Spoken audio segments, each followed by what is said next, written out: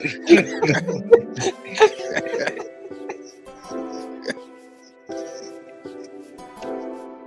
mm-mm, mm.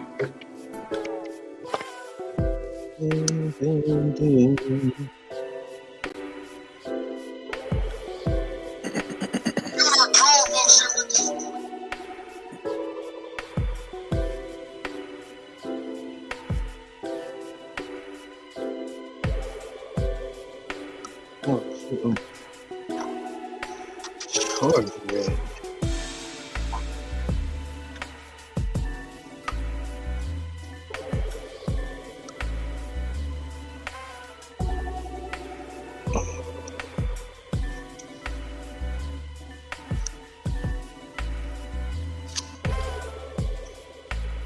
We got 10 seconds. Like that. Oh shit, that was a quick 40 seconds. And like, man, I was about to hit him. I was about to hit him with it. I was loading it up. hey, shout out to the gang. But again, welcome back to Unpack. And what's the show without the real intro?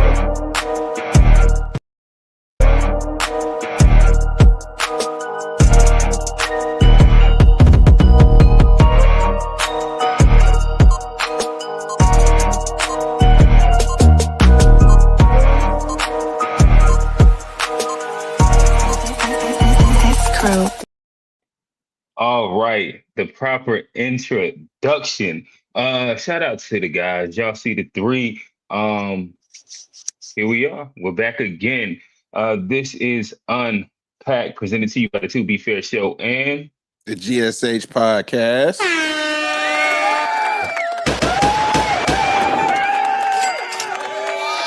It doesn't matter how you feel. even you. Even you. And sometimes you could include what some may call the boy, some might call the Canadian tether, some might call Memphis's most beloved. But nonetheless, his newest moniker has been Iceman. And we're gonna kind of talk through it. I know we breezed over it a little bit, but there's not been a hotter topic over the course of the past 2 weeks than this Drake album. What it means, is he back? Could he ever leave given his demo? Is he now officially iced out new Michael Jackson with braids, I guess? I don't know. What album was better? The big three, they've given their last three efforts. GNX, the off season. What's the Iceman? And yeah, again, fellas, before we get into all of those things, fall off. Yeah, he said off season. I just let it. Thank you. I'm freestyling here. There's no written notes. I'm just getting the shit off. But with that said, again, y'all see the guys. We're -1 right now. Africa's favorite, but y'all see the two horsemen. Three if you include me. G, talk to him. What's good, everybody? It's G, host of the GSH podcast, where we focus on family, friends, finances, freedom, and our future. Forget about everything else. Check it out wherever you get your pod. Search GSH POD. Y'all see him a third of the To Be Fair show. The host of the To Be Fair show. I think he just put in his pink slip at the intersection. I don't know. Johnny be Johnny. Shout out to the guy, Rock Hill's favorite. Hey, Charlotte too. What's going on, brother? What up? Hey, glad he said to he be was born back. in Charlotte. Yeah, you can check the birth certificate, man. I got it on there. But glad to be back. We got another good topic up there. Iceman, album of the year. We'll see. But Manish on the beat. Shebang. All right. Yeah. With that said, fellas, I guess we got a quick second for a few icebreakers. There's been a couple competing narratives. One might say another Canadian is trying to go win a chip, and he's being, stood in the way, metaphorically and literally, by another foreign. He might be a Frenchman. What is y'all thoughts? The Knicks have made it. The Garden is going crazy. First New York finals since Marcus Camby and the Candy Man. Well, he was the Camby Man. I don't know. What did y'all thought? Sprewell and all them boys. Hey, Orange and Blue Skies. Marcus Houston. Allen Houston and Marcus Allen Camby. Houston. Good God, that was crazy. I forgot about him. John Starks and the boys. Hey, like I ain't a John Starks wasn't on that team. Yeah, Starks was earlier. Yeah. Oh, the '96 team. Okay, I ain't know. Okay, but I was a young boy. I was a young boy back then. But I ain't a Knick fan. But I am a fan of Knick fans. Like it's funny. It's amazing to watch them turn up New York. I ain't even mad at them. They didn't have a long run. They didn't, they ain't as bad as like Cowboy fans or nothing. So I'm happy for them. As a Laker fan, I done had my glory days, and so I don't mind watching somebody else, celebrate. And New York's a fun city, so it's cool to watch them, have fun. Orange and Blue Skies, baby. All right, there's 3 left. Who you taking, Johnny? Give me the that's a tough one. Give me Thunder though. I'll be safe. Give me the Thunder. That's the safe one. I wanted the Spurs to win, but the Thunder is a good one. Thunder in 6. All right, G. Yeah, man. I agree with what Johnny said about the fans, because they out there wilding. They really going crazy. But if I'm looking at everything, the series, emotion, I prefer anybody but Shea get this ring. That's just my honest. That's kind of wild. Yeah. Why not Shea? Yeah. That's crazy. I'm okay with why that. Not? I'm okay with that. At the end of the day, I feel like, some people didn't want Nash to get back-to-back MVPs, for example, right? Like, I just feel like he's Canadian also. Yeah, I just feel like if Shea gets this back-to-back, he already got the MVP. If he follow up with the back-to-back championship and finals MVP, he's gonna be just career-wise already in a very like elite company, where it's like if he don't do nothing else for his career, like it's gonna put him in such a stratosphere where I'm just like I don't knocking people down the list. I don't necessarily want him to be there. Pause. That sounds like hate. It might be a little bit. It might be a little bit. Like you don't want to make room for new legends.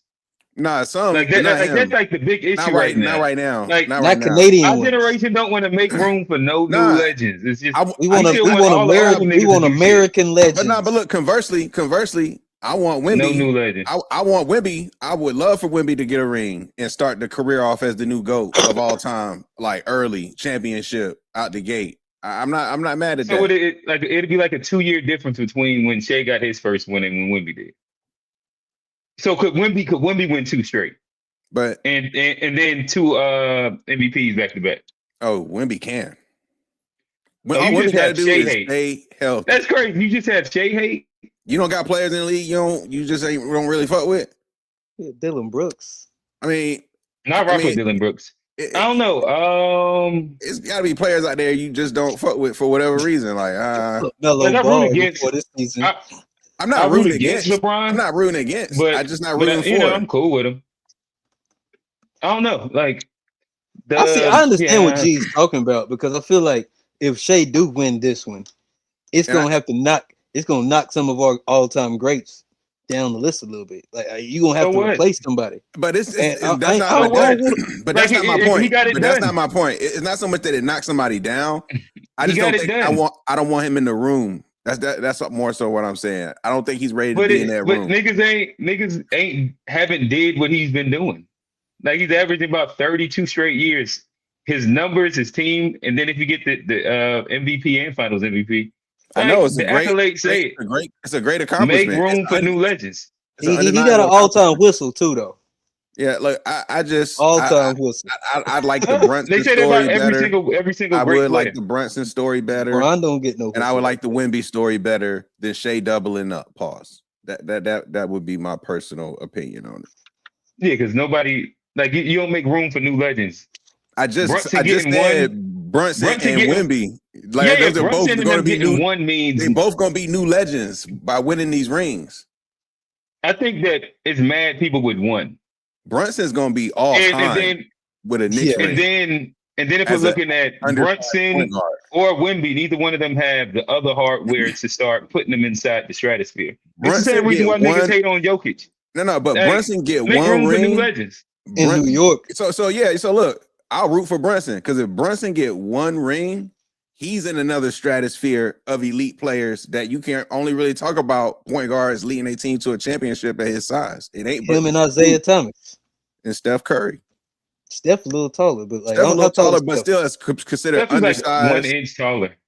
Considered an Steph was like undersized 6'4". player is what I'm saying. Like Yeah, Brunson's 6'2". Oh, I thought he was 6'1". I was saying 6'1" everywhere. So yeah, everywhere I'm cool with new legends. Well, no, I heard it on NBA. You're not. Also, maybe I just don't fuck with OKC too. Maybe it's just as a Mavs, I just don't really fuck with OKC. I just like that's smooth. I like that one better. Yeah, I don't really like OKC. But it also sounds like y'all want to keep the legends of yesteryear at a very specific space. That's not my take. My hate is about the present. Okay, I got you. And I guess what I'm hearing is that I'm not hating on them either. They hit the accolades that are worthy of them doing it. Just because, our generation, we want to be tied to our previous legends, the KDs, the Melos, the Brons, the Currys, the Dirks. I think that true legend. Make room for new legends. I was saying that last year about Kendrick. And what better way for a segue? Or do y'all want to talk about the white people reparations?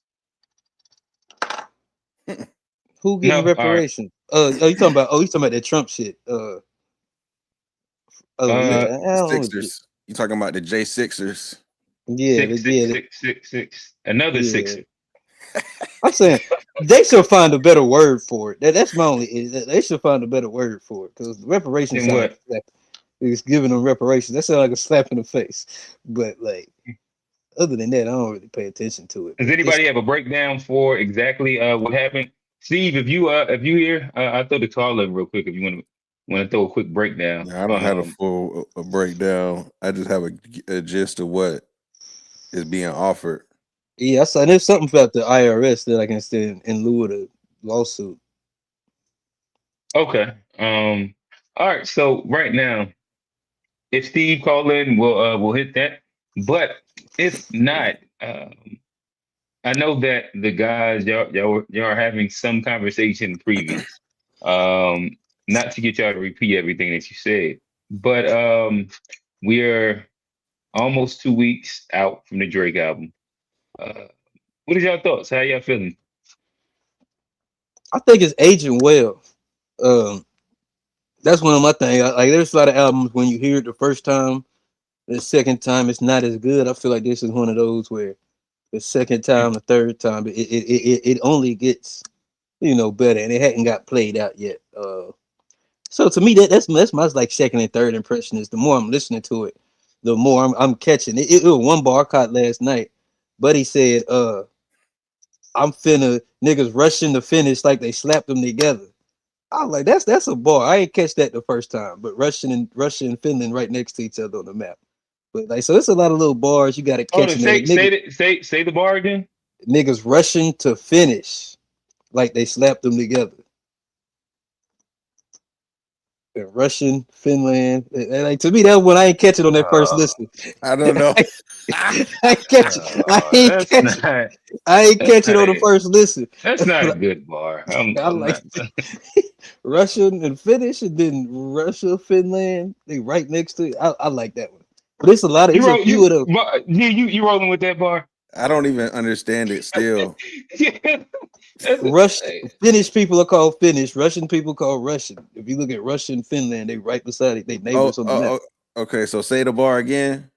They're rushing to finish like they slapped it. They talking about somebody rushing their album. They rushing to finish like they slapped it together.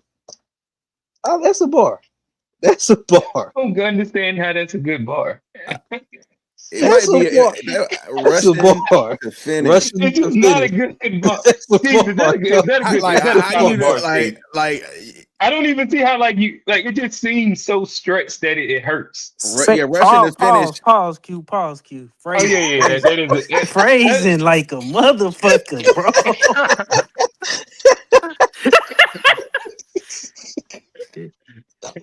Hey, that's top 5 It is AO not ever rushing to on the finish. show. What did I say? You said you said it's stretching so much that it hurt type. Just like, come on, man. Well, I didn't say it. That's it. He's stretching, but Oh man. Yeah, I don't know if that make it no man. better, It man. make it worse. oh yeah, I guess that's so. funny. All right, I'll take That's it. But funny. pause also. Whoa, But whoa. yeah. Oh, Yeah, is boy. that a good bar, Steve? Say it one more time, Johnny. Say it one more time, Johnny. That niggas rushing to finish like they slapped it together. I don't know, Johnny. Maybe you just delivering it. I mean, I'm saying, but when I first heard it, I knew it was like a Russia bar, but I didn't realize that Russia and Finland were right next to each other on the map. Like when I heard it, where's the slap part come at? Slapped it he together. talking about finishing the album. He's like niggas rushing their album. They rushing to finish. I understand what he's attempting to say, but like, what makes it a bar? Like, if there was some culture of slapping between Finland and Russia, now this is a good bar. Like, if he capped it off at the end with something, they've been to war. But would it slap it together? Like, how does that make any? I don't understand. I think he said rushing to finish. He talking about he's referring to. I don't remember this other bar, but I just remember hearing that on the first listen, and then I saw a breakdown on it last night, and I was like, oh, that's what he meant. But rushing to finish, he talking about somebody doing their album, they rushing to finish. Like we understand you that part. The album together. You just slap something together like you rushing. Yes, we get that part. So rushing to slap finish is what you saying? No. I mean, I don't know. Y'all act like I wrote this bar. I don't Russian slap a Finland person, a Finnish person, then it's like, oh, I get this. But if you look at a map and you see Russia and Finland like next to each other, that don't like. We get that, Johnny. That didn't make it a bar. Okay, I mean, I just think it's a bar. Like I ain't gotta break it down. I just think that's a bar. That's all I said. I thought that was a bar. That was one of those ones I even caught last night. I was like, oh shit, that's what he was saying. And see, this be the problem. Niggas listen to a breakdown and just think everything fired. But that shit, it don't even make sense. And that's my problem with never mind. I don't have a lot of, well, no, I do got a problem with some Drake fans. Because, like, here's my thing with Drake sometimes. And this isn't a Drake hate podcast, anything. Like, he could have like 7, 8 fire back-to-back bars. And then he finish off the drive with a horrible layup. It go off like the side of the backboard, which is like this one super corny bar that you'd be like, why would you put that in there?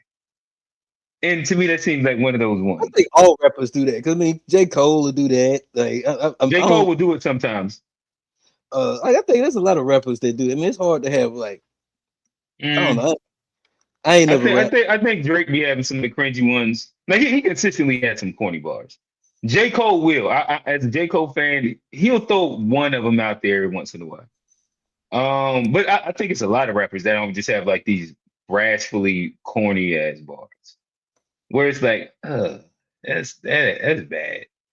But I get it. The attempt is like making a good joke. That's part of his. It's like making a good joke. That's sometimes part of his you're gonna land and it be bad, but brand. That's part of his brand is slightly corny. You know, he plays into that character, if you will. Like, yeah. But that's true. But I think when it comes to the project overall, I agree with a lot of what you said, Johnny. I think it does age well, gets better with more spins. Originally, when we talked about it last week, I think I said like a 7.5 to an 8 out of 10. Now, after listening to it, like I said, I do think there are a few songs that I can just, easily skip. I don't need. but overall, it's some bangers on there that's just gonna ring. Pause. Like it's some undeniable joint. So I bumped that up now to like I think it's a solid 8.5 for me out of 10. Like I think it's a solid 8.5 out of 10. Got the replay value. This is my thing about the Cole project. Well, let me not get into that because I'm sure we're gonna talk about that later. Yeah, but, I was gonna say what but yeah, I was gonna say because I originally had it at 8.3, if I'm not mistaken, on first listen. Now I probably go 8.5, 8.7 up there. I don't think it's like I say, I don't think it's necessarily a classic, but it's a very good project. And I was even talking to my homeboy about this the other day. I think it's probably his best project since CLB certified, and I think it might even got even certified before Lover Boy then, beat. it got that Yeah, in my opinion.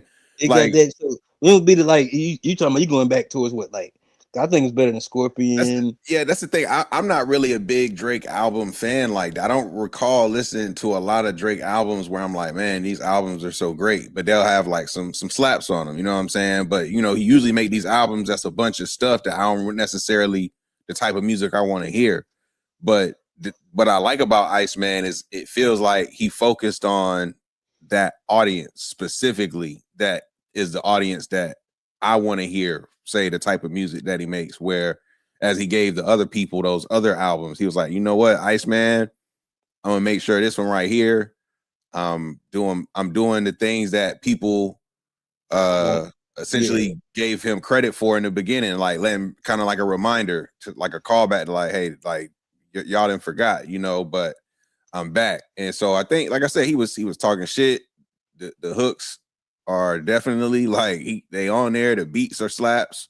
So you know, and that's the thing, like I think too, like it's about what you listen for when like I'm not really I appreciate niggas who like are just like barsmiths who just bar shit up with all kind of entendres and all that stuff. Like I respect those types, right? Like, you know, I'm a big fan of Lupe, for example, just like a master barsmith, like, but I don't always want to listen to that in every setting either. You know what I'm saying? Some stuff you want to be able to listen to and you don't have to try to make sense of it in a complex way. Get a dictionary out to. Yeah, exactly. It's like it's music. I'm trying to catch a vibe.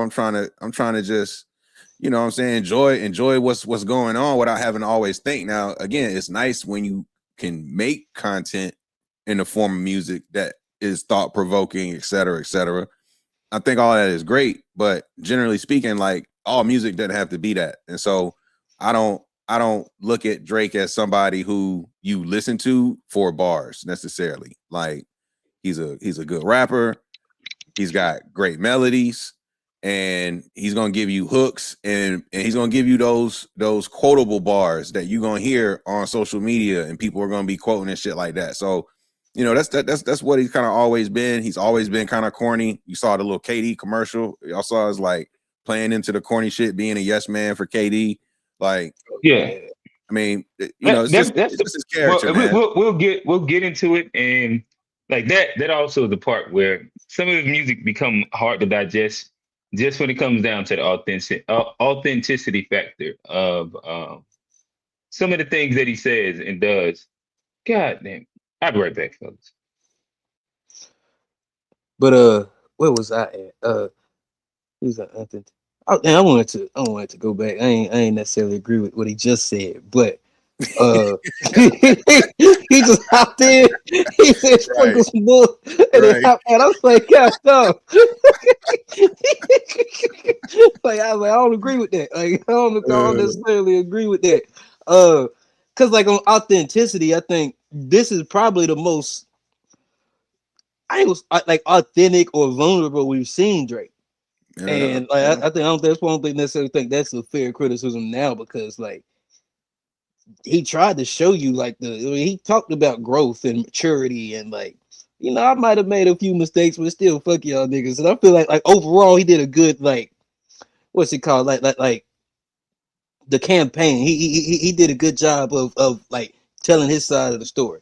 And I think Yeah. his angle, I think he had a good angle on it where it was like, look, I'm me. I've been here. I've been doing it. I had a little, a rough patch. He even said he said that was like one of the roughest times. And I think to see a man like to admit to the L, to like kind of take your L in stride and then come back and be like, but I'm still him. I think that's an honorable thing, and I think it shows like in this generation, people scared to take them L's. I think there's a lot of people on social media and with everything. I think people are scared to get up there and just face the L. I think that's what he did pretty good on this one, and yeah, he bounced back. He definitely bounced back to me. And like you said on the Iceman, I think he did it specific and very intentionally. He gave us Iceman. He just gave us everything that we needed on the Iceman, and he ain't put no fluff on it. And then Yeah. you got the maid of honor and the Habibi. That if normally he would have tried to incorporate all three of those into All one of it in one project. Yeah. album, and we probably would have been up here talking about, well, it's that, but I think he did a good job of making the first one cohesive, and then he gave us two extra ones to just all the fillers. Yeah. So to me, I think it is very executed very well for sure. Yeah. Look, man, Executed. I actually agree with a lot of what you're saying because I mean I see it similarly. Like I said too, it's like what more could Drake have really done when you look at the reality of what he was up against dropping the project. He just could have slapped Kendrick. That's the Like, only other thing.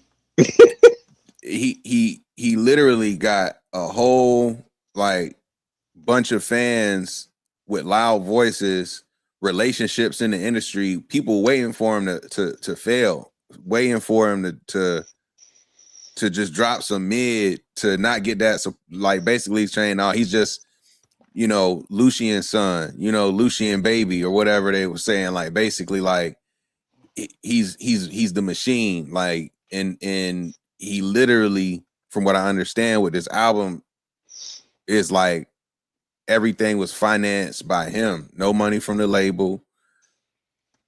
Produce all the content visually, and even said, "I'm not submitting that mug for Grammys." And the label mad at him for that. And they're gonna try to make him submit the album as well. So it's like he's really playing a different game against. I know he ain't submitted for Grammys. That's a he had a bar on the project where he was like, "I'm not even gonna submit this. Like, I don't need anything from y'all," is what he's saying. He like is really he's really saying to not just the niggas that was hating on him in the battle, he's also saying to the larger industry as a whole, from a business perspective, I don't need your Grammys. I don't need your label. I can do everything on my own because I got paper. I'm rich. I got bitches. And I'm gonna keep doing toxic shit with women. Like he's doubling down. You know what I'm saying? Like he's and at the same time, he's like, man, I got some growing up to do, but I'm still getting to these bitches, man. I'm still out here. Yeah. Damn, I forgot. I was about to rebuttal on something, but damn, where was I? I don't think it's a classic though, TBI. I don't. Yeah, no, it's not a classic at all. It's very good. But I wouldn't necessarily put it on the classic. What was you just talking about right before you got to Lucian? Because I feel like, damn, I had something. It was on the tip of my tongue. Pause. But. Shit.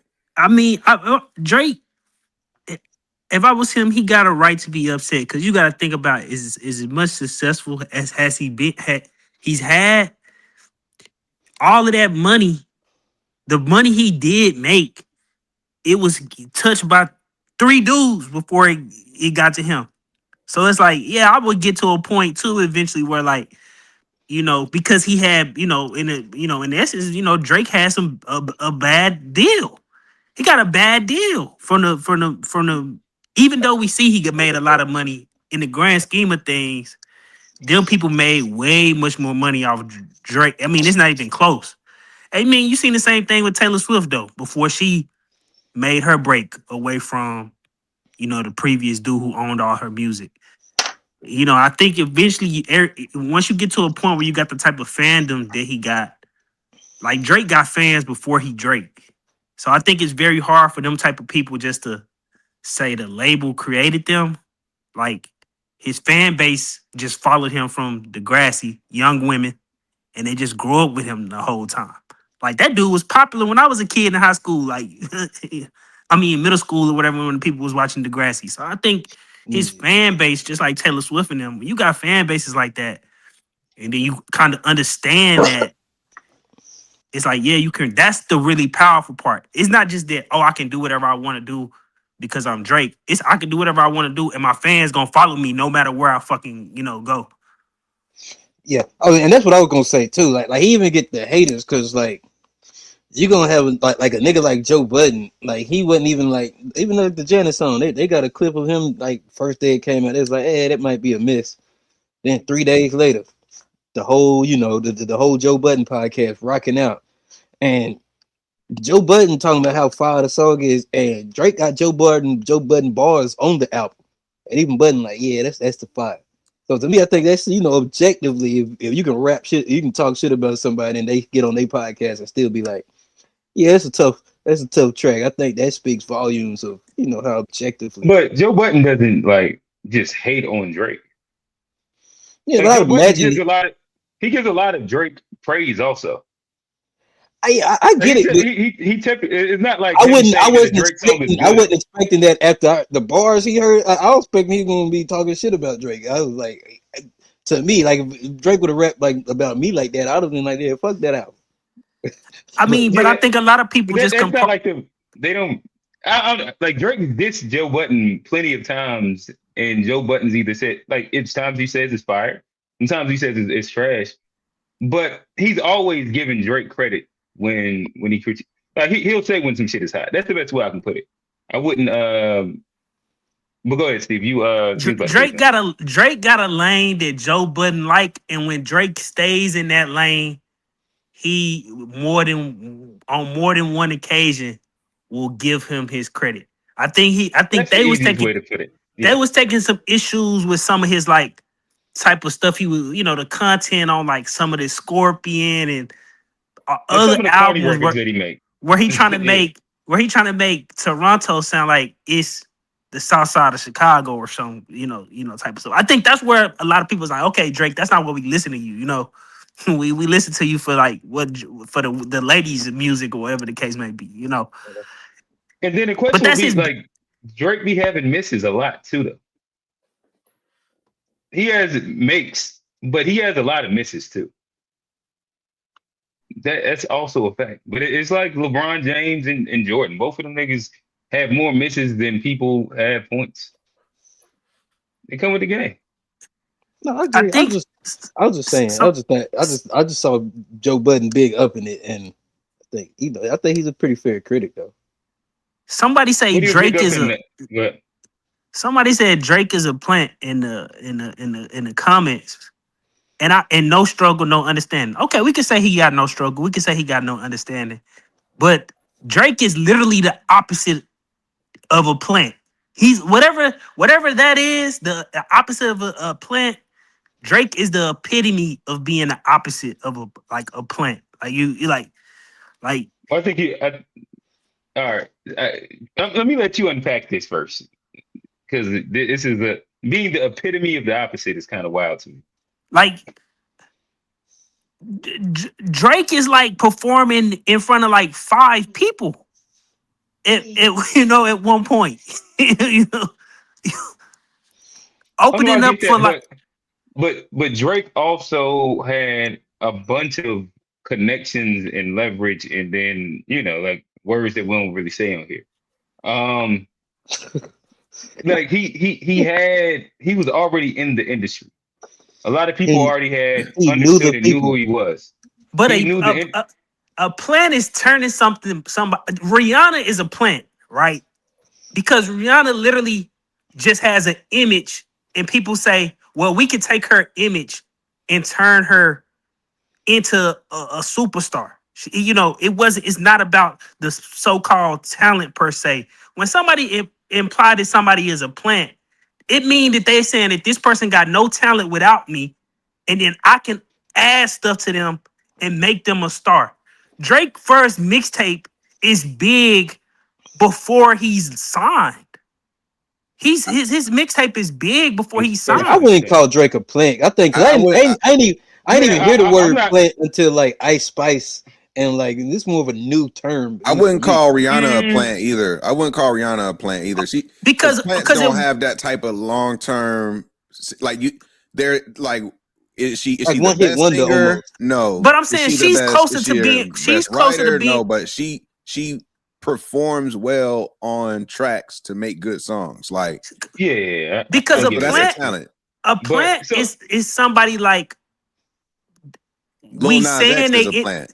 we Lil, saying that they independent. We say they independent, but in And dude, reality is plant. they not independent. But we're using that in order to build a bigger profile from them in the like. We got to give yeah, people credit for um, hustling, I think getting that's in different than a spots. plant. yeah, yeah, and so I don't know who that guy is. I wouldn't say that Drake is an industry plant. I also wouldn't say he's the epitome of not of like the opposite of an industry plant. Also, I do think that Drake had some help and leverage and connections through TV, and isn't his like first deal through Switch? What's Jay Prince and Young Money? Like he came in the game with a certain level of leverage, in Yeah, I which a think Jay lot of Prince. people don't have. Where even before being his first album, he had features with again the Nickies, the Waynes, the Ti's. Like you can go down the line. Like he had some help. He Yeah, also but did that's not a have some plant. fire shit. Uh, so I'm not saying he's a plant as much as you went to the other end of the spectrum though. Saying like he had help. No, but a plant. Drake was also talented. I'm not so we you keep going back Everybody, to like trying to make a I think a everybody lot gonna have help. But some help. I think Drake had a lot more help than most people, when but he people also was are talented. implying plant, when people saying somebody a plant, right? That mean they saying that they feel that the record label or whoever is creating an image of somebody in the background, and that that their fame is not or their fandom is not a genuine fandom. That's literally the claim you making when somebody you manufacturing a fandom. Like it's not Right. genuine So, because of but they got talent. right now we nobody said that Drake is a plant though. So like, you keep arguing that part. I'm I'm not. arguing I'm arguing the dude in the chat, to be honest. Right. My So none of us agree with that. All I'm saying is that because Drake that's is just crazy not to the say. opposite. All I'm saying is Drake is not the Oh, opposite of that's it though. TBI in the Drake chat. had no, that wasn't him that said that. But Drake is not the opposite though. Drake had more Oh, help than the average person, and that's the only point that I'm making. People gonna I ain't gonna recognize talent.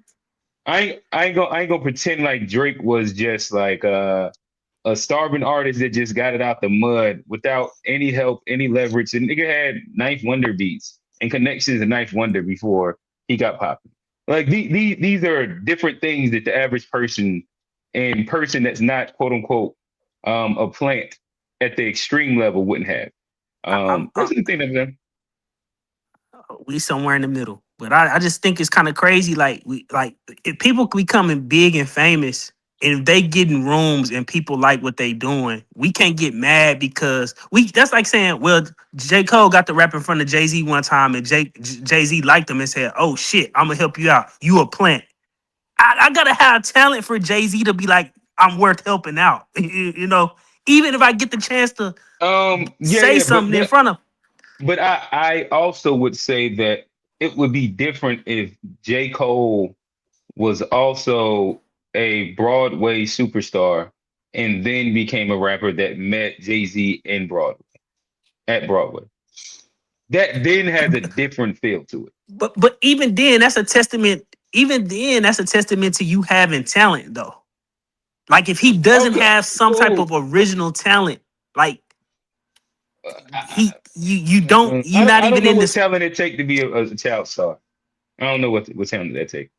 I mean, Degrassi, one of the best performing teen shows of all time. So like, Well, I get that, but it's mad niggas that was on Disney Channel that I don't know if they It was had also like in Canada immense too. Like talent. nobody down here watched Degrassi like that. That I never knew Degrassi, and niggas yeah, used to tell me that I think that's Drake from Degrassi. I think Degrassi's for I ain't never younger. seen a show of Degrassi. I ain't seen Like, one what year was episode. that shit on? Degrassi was coming on when I It was was in around high when school, we and girls we're was going Degrassi age. crazy over that shit. That shit did I not don't come on remember in no North or girls South talking about Carolina. Yeah, Degrassi. it definitely wasn't on inside North Carolina. I I South don't just heard remember people no Carolina. say it girls talking about afterwards. Degrassi. Y'all was in the trenches. I see that. I see that. Y'all was really in the trenches, bro. I Yo, ain't we nobody. ain't get Degrassi. Oh yeah, you went to Jordan. Degrassi Oh, was yeah, you went big to in Jordan, right? America. It literally Yeah. got syndicated on Nickelodeon because it was so big. I Hold on. In never what heard year? anybody Hey, ever HB, hear. what And year was it that's on what I'm saying. Nickelodeon? I watched all that Keenan and Kel because I watched Degrassi was all of it. so big, it literally got syndicated on Nickelodeon in America. And what When year? Like I yeah, never it saw it said on Nickelodeon. 2001.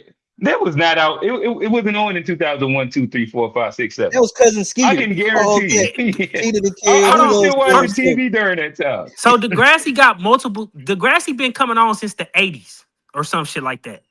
Drake, they changed the kids just changed. The kids just changed with 80s. the kids just change with every iteration. Go, go ahead and ask him, D Mac. The He Drake acting like one, the Drake seasons of Degrassi or whatever they call it, Next Generation, that gets syndicated for American TV on Nickelodeon. The was Drake even? previous, All Go right, ahead. so 2001 through 2008 is the era. and that's the What was it?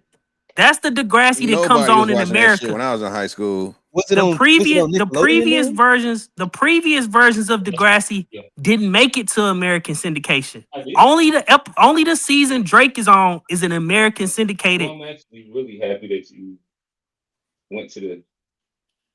I don't Huh? think he's talking to you, bro. I don't think he's talking to us. I don't think he's Hold talk- on, man. Okay. And how many people left over there? Yeah, he ain't talking to us. Okay. Hey man, mute, All mute, right. mute that nigga Johnny. No, y'all be getting mad when I be doing too much. So, Hey, man, D, you get what I'm saying though? That what? Like Degrassi, the 2001, 2008 version of Degrassi it's like, so they got maybe Degrassi, it's Oh, called damn. like Degrassi New Yeah, sounds Generation. great. It's called I used to do Degrassi, that this, when I that, and the was other. leaving, coming back in. Oh, it's I like used the to do that. Power Rangers.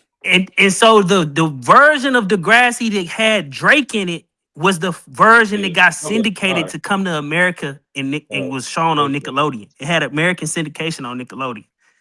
And then even once Drake left Degrassi and they came out with a new iteration of it, because it was so popular, Nickelodeon kept it for a while until, Degrassi stopped coming on, basically. Hey, somebody talking freaky in the chat. Steve got him, boy. Ain't, Look at it. ain't, ain't no way Steve still trying to convince y'all that Degrassi. Hey, look, I was from the suburbs. They ain't even show that shit down here in Rock Hill. Bruh, nobody ever talks about that. I don't Never. listen. Steve acting like he from Memphis. I ain't gonna lie to you. Nah, Like, bro. I ain't like that, bro. I ain't like that. Come on, don't put Yeah, that that must be smut on my name. we had that must all the have been a extra channels, and California I couldn't show. find Degrassi. I had all the extra Never, channels: HBO, never. That Showtime. We shit still never ain't made had anybody Degrassi. talk. I just remember people referring to it after he got famous, and I was like, oh, all right. I guess. And yeah, it never meant anything to me. But uh, saying all that to say, all right, have we gotten to the point, and we're going to go down a lot more of the actual conversation, which would be, is Drake the perfect symbol of the modern culture? We could talk about the fame, the identity crises, victimhood, branding, the attention economy, the performative identity, masculinity. Um, yeah, it's a bunch of things that we can get into when it comes down to Drake. But to wrap it up, the big three, they all dropped one. If y'all was to rank them 1 to 3, we only 2 weeks in.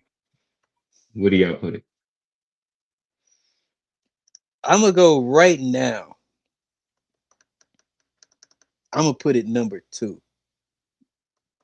I still got Fall Off number 1. I got this number 2 and GNX 3. As of today, that might change tomorrow, but right now I got J. Cole number 1, Drake 2, Kendrick 3. G. In terms of albums and how I look at albums, I got GNX 1. I got GNX 1. I actually have GNX 1 as well. I got GNX 1 in terms of how I look at albums. Johnny don't know music. It's all right. You was gone. I mean, GNX also like a year and a half old too. So I mean, I ain't went back. I mean, you know, that came out in 2024. Like we talking about. So I mean, it don't, to me. That's tough for GNX because I've gotten tired of it by now. I haven't got tired of the Cole yet. I haven't got tired of the thing. But the GNX, I ain't going back and listen to it in a while. I mean, I can give you that it's an older project, but I think if I just look at the track list and just measure like what's there versus the other two, hyper standouts and the GNX is just maybe one skip, maybe. But it's like I don't, you know what I'm saying? I agree, and that might be the title track.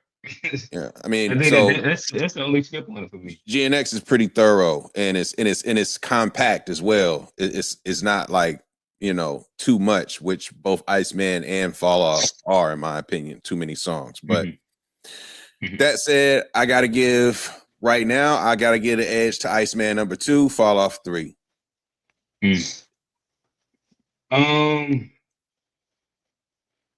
I follow G's pretty much. Yeah, I think I follow G's list pretty much. GNX to me, when I go back to it, it's just they're just really, really standout records on it that I could just remember the feeling when I first heard it, and it gave me the woos to get up out your seats and shit like that. So when you look at, let me see if I can find some of these. Like Whacked Out Murals, I still run it. I ain't gonna lie to you, I still run it. Squabble Up is old as hell now, so I don't really play it. But when it runs, I let it run. It's a joint. Yeah, Luther, we know it. Man in the Garden was another one of them standouts. Like I Want It All, the whole Nas flip. It was okay. Turn the TV off. That was one. But then right before that, Reincarnated is one.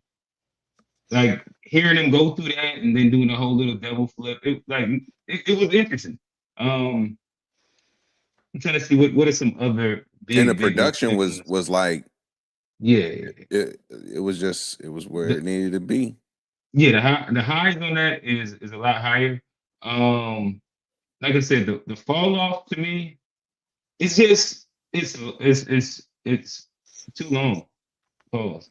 I think that's probably my biggest issue. And there just wasn't a bunch of records that overly stood out. Like the only record I really go back to like that is the Man Above. And then I'll let that I Love Her Again play afterward. Quick Stop is the favorite of mine, but I'm not seeking it out. You got Life Sentence. You got you got a few of them. That's another standout one on there for me. Like is the Fall Off? This Life Sentence. But like the Fall Off concert, like how's that gonna ring live? You know what I'm saying? Like it's got some joints on there. I think but it's not really like. That's gonna be interesting.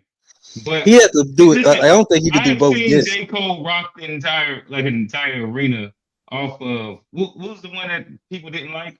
For Your Eyes Only. Oh yeah. And it's a whole arena of niggas rapping that whole ass record. Like, he do got a fan base. That's true. Like his fan base love that shit. He do got a fan base. They gonna love it. So it's not even the arena's gonna go crazy. Stadium, whatever he's gonna be in. But I think the Drake album, like there's records I'm gonna keep playing for sure. Like I'm not a Drake hater in that sense where I think Shebang is gonna play out really quickly for me, but I know make them pay. Like it's gonna get played a lot for a long time. I'm trying to think that there's like one or two more of those that's really, really solid. But then he has a couple records that Like I like the intro on this joint too. For Janice, I had to say that that's gonna be one of the ones. real, yeah. I got the heat seats, baby. Yeah, Yeah, that joint you can slap. tell. Like it's one of those when you first listen to it personally, it meant nothing to me. But I can hear the melody once it's repetitive enough and catchy enough and interesting enough that when paired with the right visuals, TikTok, XYZ, it's gonna go. Yeah.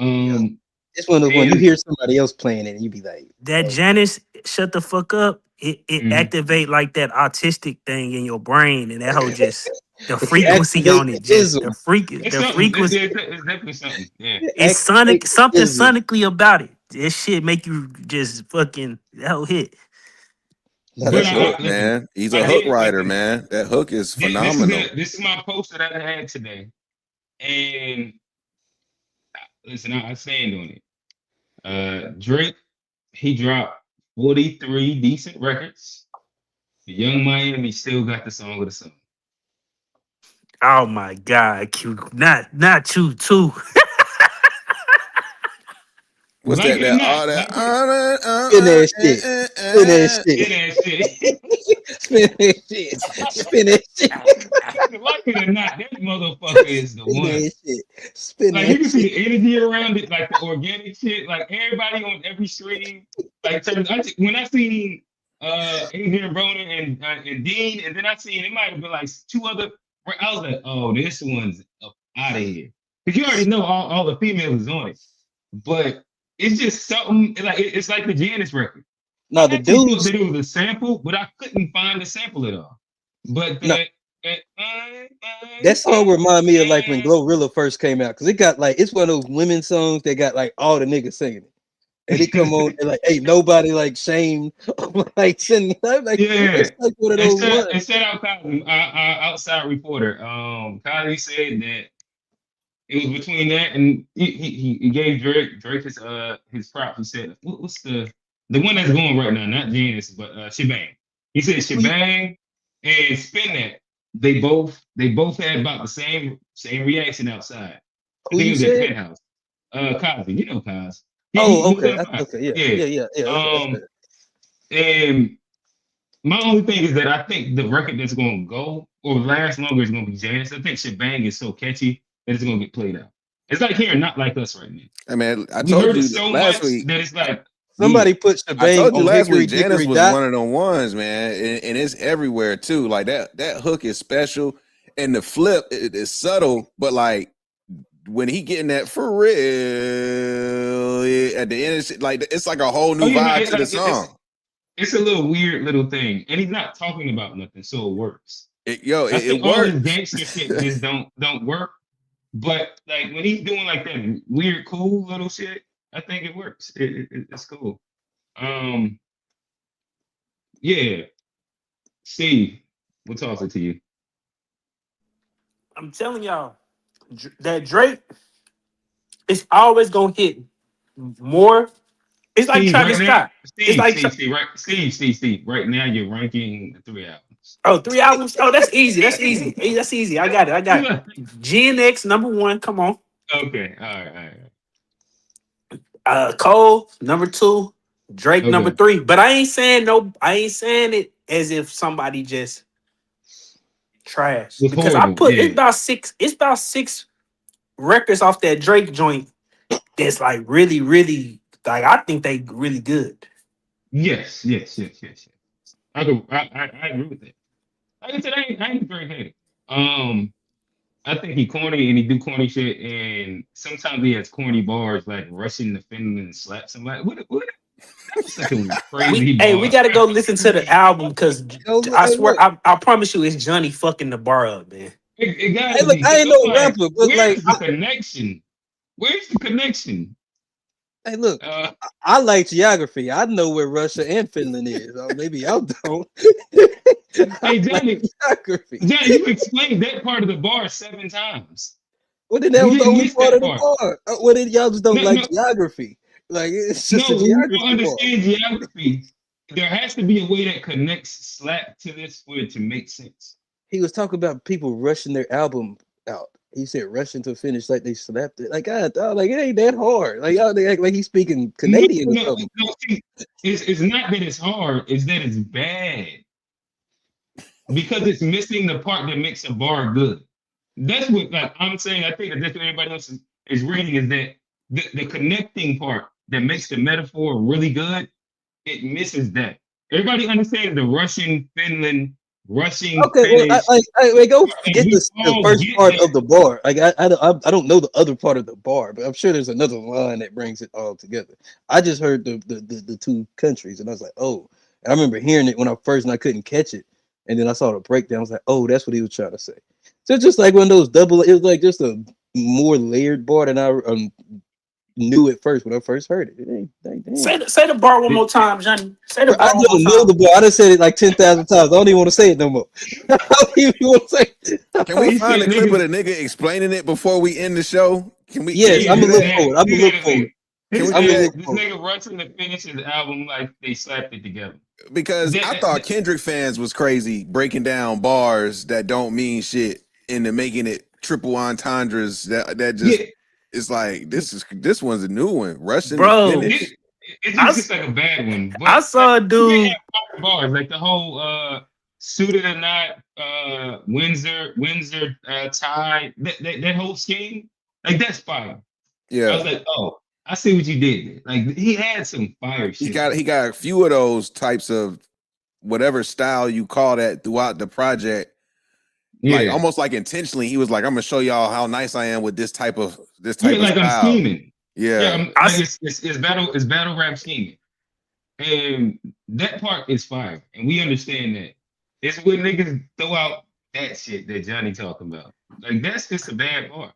I see. Um I seen one the- where a dude said Drake got the first sextuple entendre, and I was like, "Yeah, y'all boys is reaching for real, bro." hey, shout out to my guy Django. Django been on the tear. He on like he doing a review of all 43 Drake records. And I'm like, God, to have the energy to do that is crazy. Yeah, that's crazy. Yeah, it's crazy. My dog say, this is TBI giving us a couple quotes. He said, that shit like the bag that you take on the plane is a carry on. Like it's just not a those be the ones that like you just don't gotta do that. He had a simple bar that was fire. I can't really remember it, but it was something about being on the plane and being in the economy.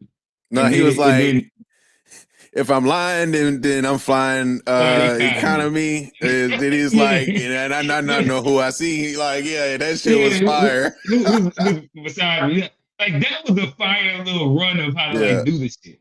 yeah, Because it's like you can do it, and when you do it, you got some catchy shit that's fly. But you ain't got to do the carry on. yeah. You The jump on the net economy to get shit love you a was tennis a ball. fly Yeah, line. like that. That's a bad. It's a bad. Like this is another bad. The You jump, craziest you bars jump on is the net to on get the love you a tennis ball. that National Treasure joint where he dissed Demar. Yeah, That's what song. he was definitely That's what going song. crazy on That's what song DeMar. this is on. It's on he's National Treasure. snapping on that joint. He was definitely going crazy on DeMar. He was Pause. going crazy. Yeah, yeah. Is that the National ABC Treasure is Demarcus? one of the highlights for sure. Is that ABC Demarcus? I don't know if it's on that song. I don't think it's on this song. Who was that? Who that wasn't a DeMar DeRozan bar? That's National Treasure. National Treasure. The whole first segment of the song is directly about DeMar DeRozan Right. and how they won a ring with Kawhi, and we sent your ass to San Antonio.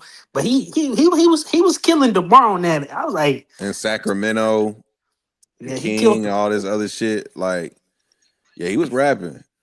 It's like, I'm damn, gonna have this to go nigga back really and don't listen to like that. basketball players. Like, But I think that's low key kind of the weird, corny part to a lot of it is Drake getting mad at the niggas that he was groupies for.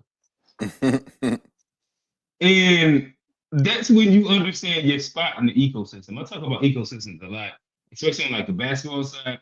But even on like when we get into like this entertainer ecosystem, Drake was way more of a fan of these guys, clearly, than they were of him. And he was cherishing and relishing inside being in the presence of LeBron or I guess DeMar DeRozan. And these guys really did. They're like, he cool. He probably was like, he kind of cool. Hey, man, you heard what he said about 23 and me? I'm a real nigga. He's not. What did he That say? was a bar too. Did you catch the stop bar about asking me LeBron? about 23 and me it's not it. It's in my DNA. Yeah, I'm a real nigga and he's not. It's in my DNA. That shit That's was a funny. bar. Okay. The Russian to finish bar make much more sense now. Johnny just didn't do a good job of explaining it. Okay, I didn't, but it makes sense. I didn't. It's a hockey bar. Okay. Because Russia, Finnish, obviously they're right next to each other. But when you say slap in Canada, that means like two places that historically known for playing like great hockey against each other. So it's not a crazy bar like Johnny making it, but like it make much more sense. Hey, look. It's still bad. The bottom line is, if your bar is about Russian and Finnish hockey, it ain't a slap. Like that's not a bar. Like we don't give two fucks about. Hey, look, you nigga, your shit better say Gretzky, nigga. Somebody who goddamn was the Canadians relevant. So you go bring us some hockey shit. Ovechkin, nigga. You better Ovechkin some shit, nigga. Crosby, that's a bar for the Canadians, obviously. Crosby. Like they slapped it together. Like that's like a slang term for it's too much of a reach. You got all right, see, first thing. Hockey bars is crazy. It's a hockey bar. Because the whole first bar is about sports. So it's basketball. It's some other shit in there about sports. And I think he talking about Kobe and Shaq. I think he's just going for a sports theme in there. I don't think he really using it for like the geography point that Johnny making. I think it's just keeping up with a sports theme in the first bar. That's all I think. I don't think it's no deeper than that. I'm not saying that's a crazy bar. We just reaching right now. Yeah, Johnny, I said if you find the joint of a man explaining whatever he was talking about, we play. But like I didn't find the exact one, but I've seen this like two different breakdowns. Because in that first bar, he talked about basketball, football, hockey. He got a reference to sax. He got a reference to basketball. He make a reference to hockey. I just think he making sports references. Yeah, listen, you trying to find why it's hot. I'm not saying that's why it's hot. I'm just saying if that's what, from my interpretation of it, I'm just saying I think it's just it's more of a sports bar. If a bar is fire, you don't have to try and figure out why it's that hot. That's not true because there's many times where it's growing up, we didn't understand what the hell Lil Wayne was saying until we replayed that shit, and then we was over in Baca. No, but listen, that's different.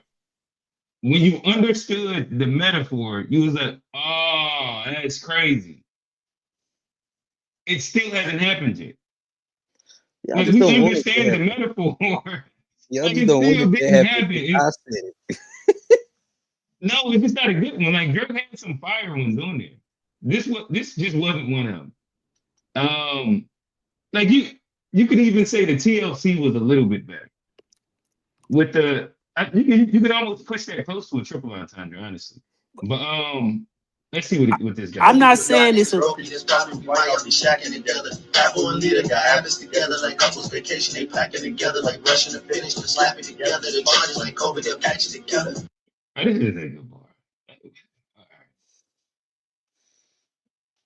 Like couples vacation, they're packing together like Russian to finish. They'll slap it together. The charges like COVID. All right, we got you. This is not good. Yeah, catch it together. Now the stack of bars does make sense, but that focusing on that line ruins how good the song is. Exactly, that's what I'm saying. It's not a bar that's supposed to stand alone. As if we saying the whole. Okay. Johnny trying to make it seem like that bar is just. Why y'all be shacking together? Apple and Lita got habits together like couples vacation. They packing together like Russian to finish, to slapping together. The parties like COVID, they'll catch it together. R.I.P. Kobe, but y'all boys are broke. That's probably why y'all be shacking together. Kobe, Shaq together. They were That bar was kind of mid, but we're gonna keep it duo. rolling. Okay. Shacking together. You got it. Living together. Capo and Lita got habits together, like couples vacation. They're packing together. Couples pack together on a vacation, same suitcase. They're packing together. Pew pew. Like rushing to finish, they'll slap it together. Like you're rushing to finish something. You're just gonna slap it. You just slap it together, get it done. Hold on. Like Russian to finish. Russia, Finland languages. Look where Russia and Finland are on a map. They're slapped together. R.I.P. Kobe, but y'all niggas broken. That's probably why y'all be shacking together. Apple and Lita got habits together like couples that white vacation. They Anglo packing together breakdown. like Russian to finish. Yeah, I don't like Buddy breakdown. Kobe, they'll catch you together. R.I.P. Kobe, but y'all boys are broken. It's a shame that this is who is breaking down bars on the internet. Fucking OVO Joe ho ass. OVO Joe. OVO ho. Johnny said more. So They must have heard wrong on the call. Oh, no, I couldn't remember. The first one was the one that I missed. You was a part of the team. We used to be planning our Mexico trip in the spring. We must have been dealing the spur of the moment. Cause why did we think you could get us a ring? Thinking about how you went home and fuck. wait, he did a Kawhi bar with DeRozan already, though, right? I think it's the same song. Like I think This that song. This that song.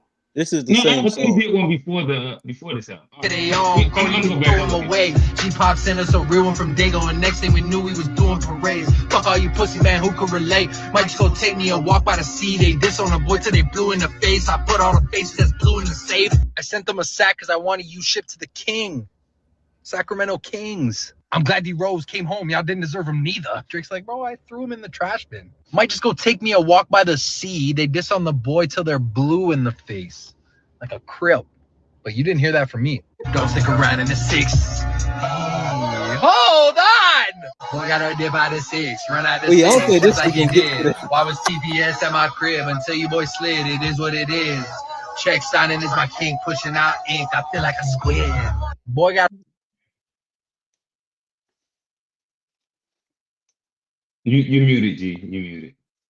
That's one of the corny bars that work too. The feeling that squid. the ink Squid. feel like a squid, but the beat is so crazy and the flow on that bitch. He was in the right, like he was floating on that joint. Now So that was a crazy one for me too when he threw that one at the end.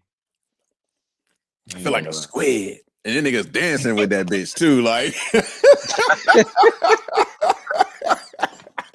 he put the emphasis on that bitch. That's what I'm saying. Like he knows this shit is comical. Like since that Hotline Bling shit. Like I think he intentionally does this shit because he knows that's what's gonna like create this type of shit. Like he doesn't mind being the butt of the joke. Okay. Then I think that it's cool to that he shouldn't get mad when people call him corny. As long as he doesn't do that, then yeah, to each his own. Johnny, do you have any other fire bars that he said? Not on that song. I think I'm done on that song. Y'all don't like my bars anyway. I'm letting Johnny deliver bars, man. Hey man, I'm gonna drop a diss track on all these niggas, man. Fuck that. I'm putting my 16s out there, man. Give me 2 weeks. I'm dropping my 16 on all these niggas. I like it. We about to start pod wars. You got to start dropping the diss records. All you pods. Niggas gonna have cryptic album art thumbnails and shit for the podcast. Listen, I already know where I'm gonna start. I'm gonna have Johnny walking out with his pants sagging, and I'm gonna call it Arrested Development. That's where I'm going. Oh, that's okay. I got some bars. I got bars. Hey, look, I don't be saying that much, man. You can't be saying that online. All right, you said don't say it online, so I ain't gonna give you the jokes that I give you in person all the time. This nigga Johnny. All right, any other things before we get into? All right, so Steve, we actually did bring you up for a reason. Let's do a quick commercial break as we get into a little bit of like the real gist of what the To Be Fair show is, which is some commentary on political, political and current event things that are happening around the world. Oftentimes revolving around things and how they could and might impact Black people, FBAs, and Blacks across the diaspora. Steve, Yes. what's this thing that recently happened in the White House? They're calling it white reparations. So basically, the United States government has a what's called a judgment fund, and Okay. so it's a thing that always had existed. Like it always exists. It is just used to pay out settlements for people who feel like they've been, wronged against the government. So say you win a case against the federal government, then they will pay you money out of that fund or whatever the case may be. So now basically Oh, okay. because of the so you don't need an actual congressional approval for the money because the money is And you said this is already there. from what again? From the what fund? What you say? Where you said this money was this is a lot of money that's pretty much government payouts for whenever government do bad shit. What is it? What is it called? It's called a let me look up. It's called a hold on, let me tell you. It's called a judgment fund. Federal Okay. judgment fund. Okay. And so basically, they suing. It's like bringing a class action lawsuit against the federal government, and then they using the money from this fund to pay out people who bring up a case and saying that they owe, whether it's legal fees or whatever type of money compensation for, loss of salary because you was in jail or whatever the case might be. So everybody gonna go make their claim to this fund, and some controversy around it because regardless of how you feel about the case, people really went in there and like fucked up shit, beat up the police. It's irrelevant how you feel about it. They did it, whatever the case may be. And I think we kind of had a discussion about it, or was trying to have a discussion about it in the Discord because we was like, well, why can't we just bring a class action lawsuit? We got a better claim than them anyway, and that's kind of Mhm. where the conversation devolved. Shout out to our TVI. TVI's in the chat. BMAT 5202. I think that and my thing, I was uninformed on pretty much the main thing. I did hear some touting of white reparations, and I was wondering if this would be seen as a win or a loss for the people that are pushing for precedents for reparation, like new precedents. I guess it's kind of like what the whole delineation thing is. From what I've understood from how people have talked about what they why they want to delineate, and then what they're going to present to make white people give them reparations. It's about establishing new precedents or using old precedents. Maybe this is like a Native American one, to actually get ruling inside, the American judicial system for reparations. Um, so I was wondering, was this something in which it sets a new precedent, or is this something where it kind of rubs in the face of like, hey, we could do this if we wanted to, we just don't care about y'all.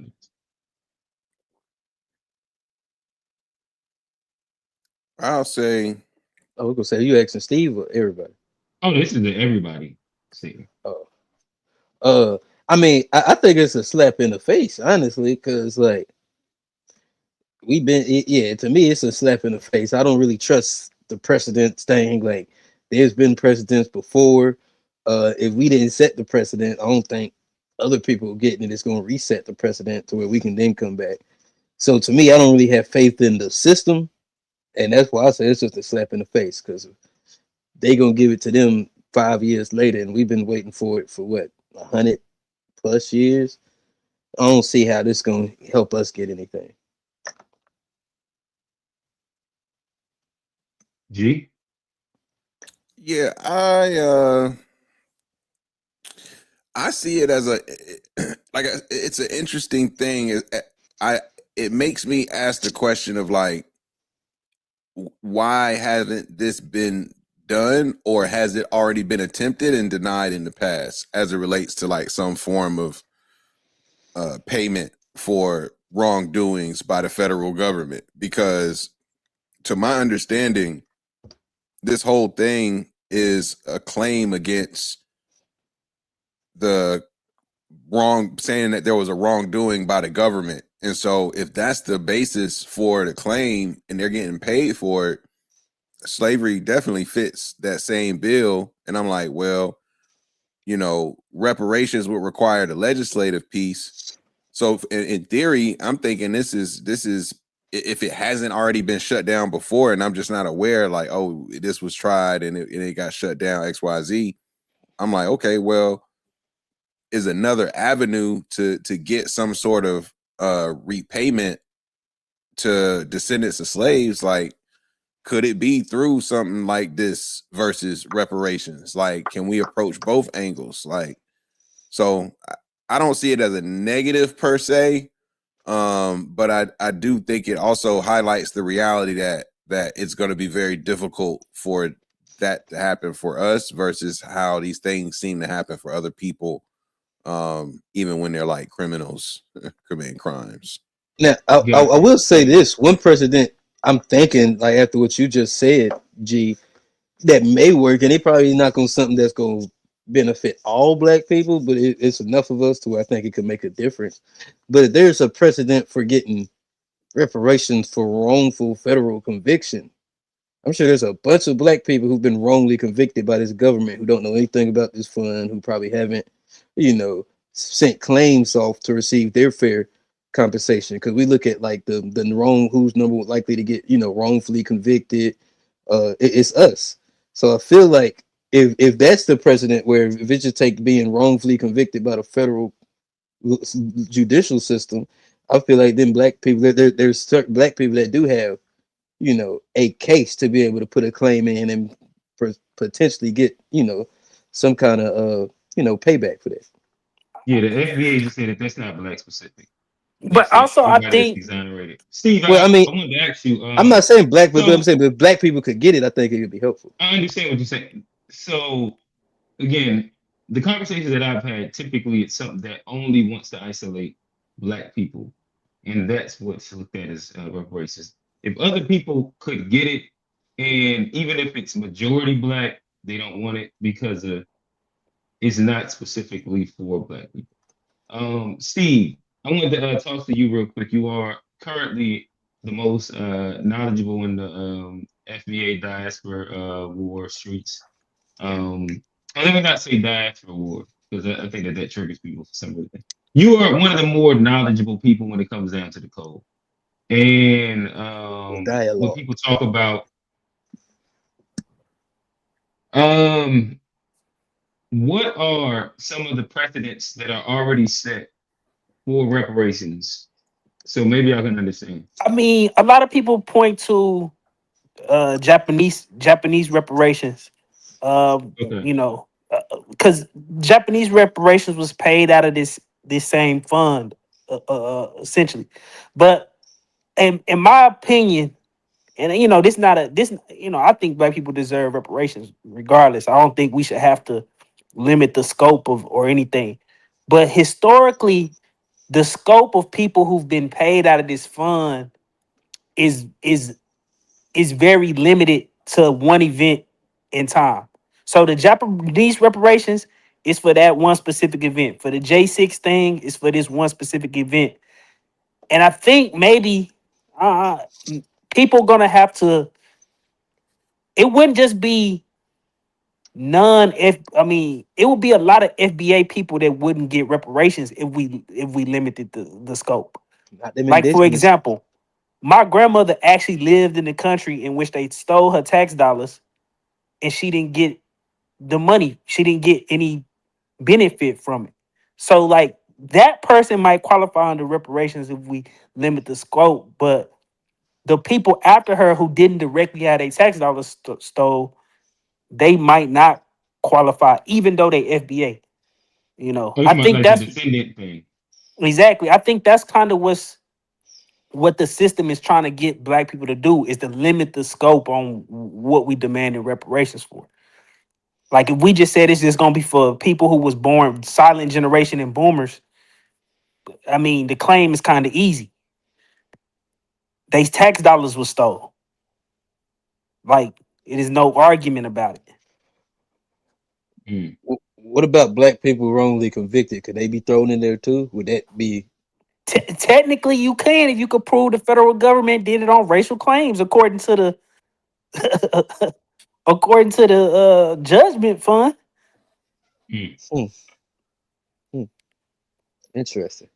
Hey, look, hey, that's a start. Like to me, I feel like I can see where like if that's the strategy, where this could give a little bit of hope. I mean, I can understand it, but to me, I don't have faith in that. I feel like always they're gonna find a way to be like, well, it's okay for them, but when it comes to y'all, and I think like what Steve was saying, I think that is why having a more concrete idea of who is gonna get it, who is deserving, and who we should push for to get it. I think it makes sense for sure. Gotcha. Gotcha. And saying all that to say, what is a better segue when talking about Jim Crow? And then I got Drake and blackface. All right, so That's a to bring crazy it, segue. it's right in That line.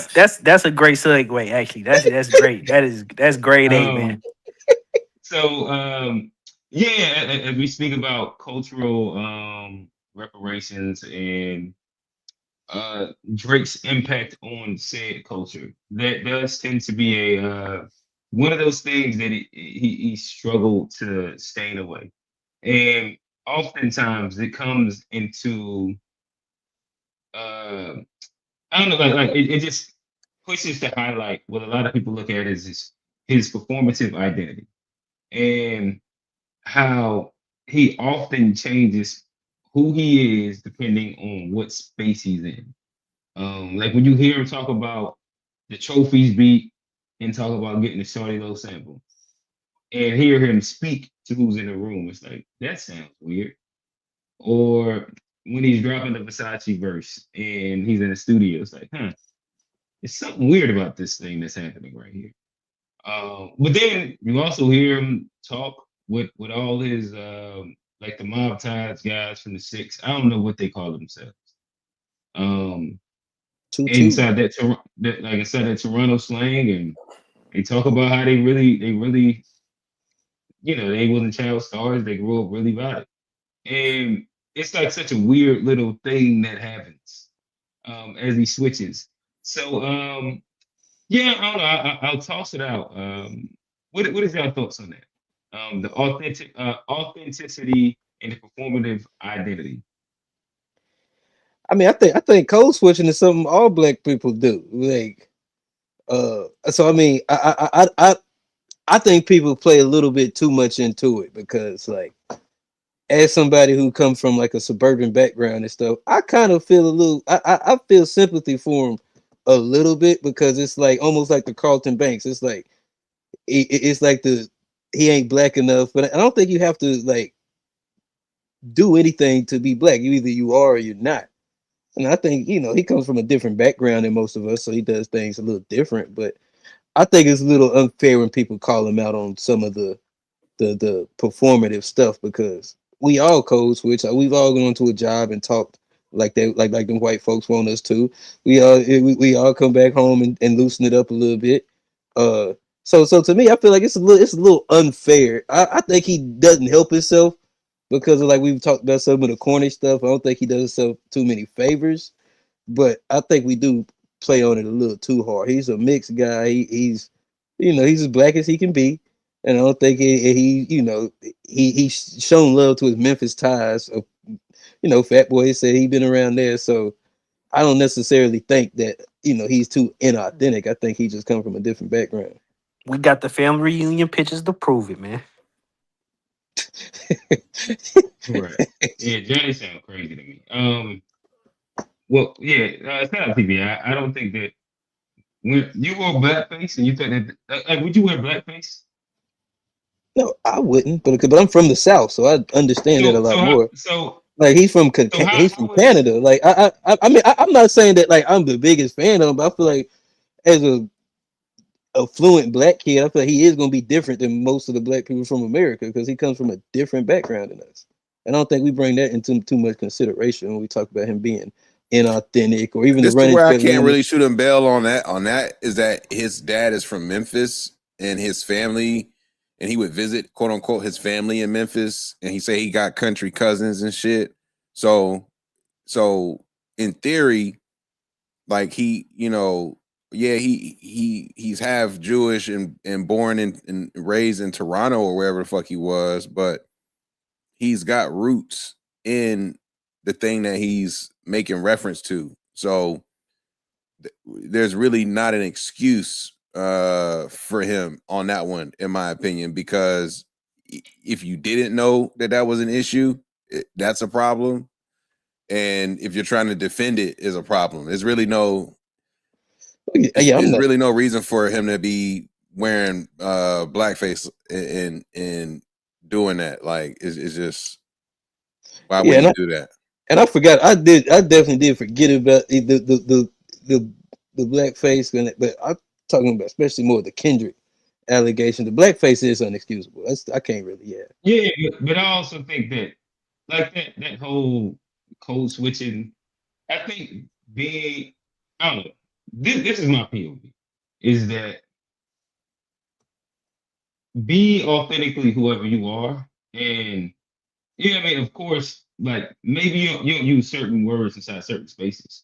But for example, me, I grew up inside what a lot of people would call like inner city, whatever shop. At no point do you mistake me for a hood. It's just not like a part of anything that I present, because that wouldn't be authentically me. Even if I grew up inside those surroundings and I got brothers, cousins, X, Y, Z. Like, are you talking about currently, or are you talking about growing up? There ever been no point in your life where anybody got confused? You can ask anybody. Johnny said, "Nigga, I confuse you." No, I didn't say that. I didn't say that. Listen, I'm just saying, Johnny see me and I look like a fucking hipster. Like that. Like it's never been a time that anybody would attempt to confuse me, because that's not who I felt I authentically was. And I've just always authentically just attempted to be kind of like whatever the thing is that I was. Like like Jeremy's known me since like he was pretty much like early high school. So anybody that you can reach to, and you know mad people from like my childhood. So nobody would ever say that that's a persona that I took on. And so to me, when you're attempting, and I've always just like looked at people different when they're attempting to be different things in different spaces, like completely different things. Like if I came and just started talking about like, because I'm from this neighborhood, I could get you this, that, and the third, or you know what I mean, I started talking completely different, or I just did a bunch of other different things. To me, I think that that's where the corny line comes in. And that'd be me being somebody that's from a space that is classified as said thing. But when you're completely isolated from it, and then you make it your business to completely almost hop into actor form and cosplay a thing that you don't even have like experience. Like if you're going from talking like you're a Caribbean in Toronto to then like somebody from Memphis, and then the super nerdy white guy, and all of these are supposed to be like these real things. That's not code switching. I'm saying, but like even growing up, like I imagine when he was in Toronto with his mom, he act way differently than when you're in Memphis with your dad. Like that's just a normal thing, especially growing up in two different because Memphis is totally different than Toronto. Sure, and I think that he sparingly would be in Memphis, to my understanding. But even with that, like there's cousins that if we went to my quote unquote rich auntie's houses and we was out in the neighborhood, this person would be like it's not a way that he fits into the space. But then at the same time, if we bring my cousin that people got a little bit more money into where we're at, no matter how he was attempting, he wasn't going to like just hide into the space. You can still tell. Like there's certain things that's always going to show, just depending on where you're from. And I think Drake is the guy that sticks out in the hood, though. I think that when he's doing his hood accent, he fully engulfs himself in cosplay. That's my personal opinion. Like I don't think that he lived there long enough, according to him. And then he was a child star for like 8 years before me. Like, so what he was there when he was 8, 9, 10? What does that mean? Like, I don't know what that means. And that was like for like weeks in the summer. What does that mean? You're mainly with your mother and on Hollywood sets. Like, I don't know what that means. That doesn't mean that. Like, I'm just saying he been. You think like the guy never been to the hood at all. I'm saying he does have some roots in the hood. Like that's where his family is he don't from. have roots in the hood. He went on hood like safari trips. Maybe. Johnny, your point don't even make sense because he not even rapping about the supposed Memphis hood he grew up in. He rapping about the trenches of Toronto. I mean, and we know he didn't grow up. Let me just for sake of conversation, right? Okay. A lot of rappers that we know about told stories not because they were not because it was their story, but it was because it was the people around them stories. I think that is way different though. Hold on. If you're from a space and you are narrating your outside, i.e. Nas, I think that is way different. Okay, go ahead, land your plan. So I don't know like Drake's background, where he live and stuff, but if his crew that he rolls with, I don't know how they became friends, but he be surrounded by a lot of niggas. It looks like niggas. I don't know these niggas. I don't know their backgrounds. I don't know how he met them. Like I'm not speaking to any of that. But if these are his real partners that he didn't bought the matching same whip, new body, different color, like he buying niggas cars, etc. So look, I don't know how the niggas roll. You know what I'm saying? Why do you think he got mob ties? Because he's a terrorist nigga, or because if he's actually tied in with these people for however it's tied in, and then that gives him the ability to like say like speak to certain stories, even though it's not his directly, but it's his homie's story, something that he heard his homie talk about, but he just put it in the bars. That's not as like phony, in my opinion. So there's these lines that if he's telling the story of a guy like his security and shit like that, because to me all you're saying is that Drake became a cash cow and had to pay people for his story. And that's cool. And those are gonna end up being some like real thorough niggas and shit like that. But again, you will be telling the story of them. So if you look at say a Nas or a Lupe or J. Cole does this often also. Like he gives you a story POV that you understand isn't from him. And he'll tell the story throughout that. That's different than me saying what I'm gonna do and never break a character. Like it's like a weird little difference. And that be the only thing that I'd be skeptical about. But what if he really saw it? What if he saw like what? Like we saw you at Coachella and it was a different story. Like what if he really got them dogs that he all he gotta do is snap his finger and they ready to eat. Listen, I imagine if you 500, 700, almost a billion up, you got the money to pay for the best of the best. I don't like if Bill Gates started talking about like strong arm and shit, I wouldn't suddenly look at him as a gangster or like he's this tough guy. As much as like his money can pay for the protection that he needs. And I think that's a different thing. Like super soft niggas that can pay for protection.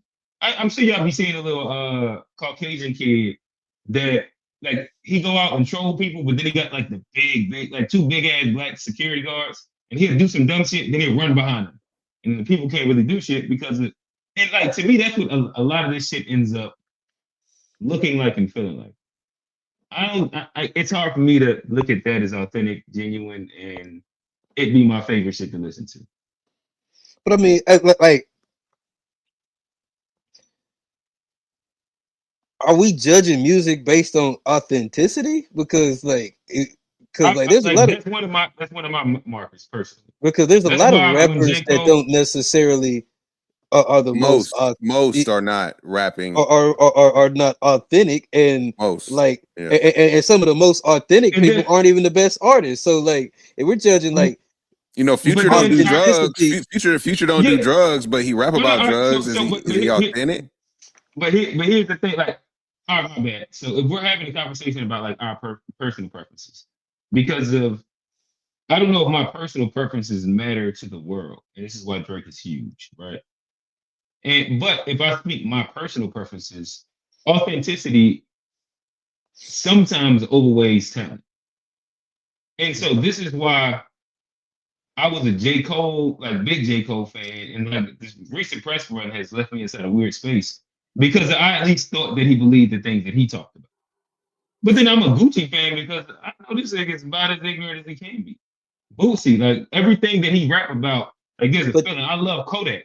I like, but then I can love Lupe because he's gonna tell you about samurai sword, skateboarding, and nuzzling up, but he do all those things. but do And you to think me, that authenticity does matter in how music comes across for me personally. does it make it okay? So you're saying like, can somebody be so authentic to where like is there any space to where the authenticity of a Gucci could make you look at the inauthenticity of a J. Cole and be like, oh, Gucci is a better rapper than J. Cole because he's authentic and one's not. A better, You see what better rapper. you know what I'm saying? Like does the We weren't inauthentic we weren't having that conversation. Like I wouldn't compare those things. I'm just talking about what would make me enjoy something more or be a fan of said thing or listen and the music be more impactful. So to me, being the best, like I'm not an MF Doom fan. Niggas will tell you how he's like the greatest rapper and there's all this great. It doesn't sound good to me. So like how good you rap isn't necessarily the only qualification for something being really, really good. There's like mad other different like Logic. I guess technically he can kind of rap really good. It's like I don't care about it. So authenticity does matter because I don't think that J. Cole is the best rapper out of the big three. And but I also think that his story and what he told was authentic to my life experience, so I would enjoy it. so that's why you put him up there. Yeah, because I thought that he spoke to my what I enjoyed and experience, and like there's more relatability. So a lot of people like you don't put Nas above Jay-Z because he raps better. You do it because of like the authenticity of who Nas speaks to it, like you relate with a lot.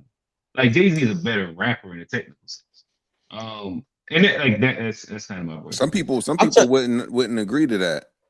Yeah, I'm trying to think. I'm trying to figure if because to me, I don't think it matters. Like if I'm listening to a song as a consumer, and it's just a product to me, and all I'm doing is just listening to it and just riding. I don't know how much the authenticity matters to me when I'm in my car going to work. I think it's huge. I think that's why Young Miami record working. I think that's why like it's mad records that are kind of like weird and bad. Like a lot of Kodak records work because you were like Super Gremlin. The line, yeah, it's not a good song, but yeah, no, the line works. Yeah, I know what you're saying. We look at him as a fucking Super Gremlin. He said the perk was fake. I knew the perk was fake, but I still took it. And it's like that's authentic as hell. That's about as authentic as it gets. Like I feel like young boy, he is the character who he is. Like when he's on and off camera, he's like this weird, like but no matter but like, to me thing. But to me, no matter how authentic a young boy is, I'm just not gonna get it. No matter how he could be the realest nigga in the universe. But when I hear him mumbling like that, I just don't get it. Okay. And like to me, authenticity is like it's one of those things that definitely like it can take just like if what you're doing is authentic, it can take you from like a B to an A, if you will. Like yes, I agree with this. Like just like bonus points. It makes it just because music is a feeling. It's like music is a feeling, and so the storyteller has to sound like they feel the story. Like it has to. There has to be a connection with what's being said and who's saying it, and you can typically feel that when you listen to music, whether it's the singer singing a. Same thing with R&B singer singing a song. It's like, you know, everybody can't sing R. Kelly songs. Everybody can't. I think it's different in music because motherfuckers be. It's this dude, Elmine. He sings some of the most beautiful songs, and he a virgin, never had a girlfriend. So he don't understand what he's singing about, but it's still some of the most beautiful music in the world. I don't know his music. I don't know his music. Is he rapping about fucking bitches? He's a singer. He sang about love and stuff, and he say he's virgin. Okay, but see, he's making beautiful music. But that's inauthentic. If you've never experienced it, how can you can love without having sex, bro? Damn, Johnny, you can't love somebody without. No, I mean, he be talking about like he be singing about like that woman, like he be singing about that woman, bump and grind without being R. Kelly. That's what you can't do. Like, yeah, I want to hear him sing Fiesta and bump and grind. Then we can talk about it, Johnny. But come on, if he can sing about love as the concept. Do that, but to me, like I think like he got some of the most, he got some of the most beautiful, like one of the most beautiful songs. And then I found out, oh, bro, you call this nigga music beautiful one more time, bro. It's fire, bro. But then I found out, say that nigga music good or something, bro. But once I found out he was a virgin, I was like, damn, you never experienced the things you're singing about. Why you got other niggas' dick on your mind when you listen to that music, bro? I didn't have it on my mind at all, but like if you're talking about authenticity, like authenticity. So what was the song about then, Johnny? What was the song about that you're talking about? Someday I want to love like the one I had with you. You know that song. I played it. Like you've heard it. I don't know, but you said he's talking about someday he wants to do this thing, right?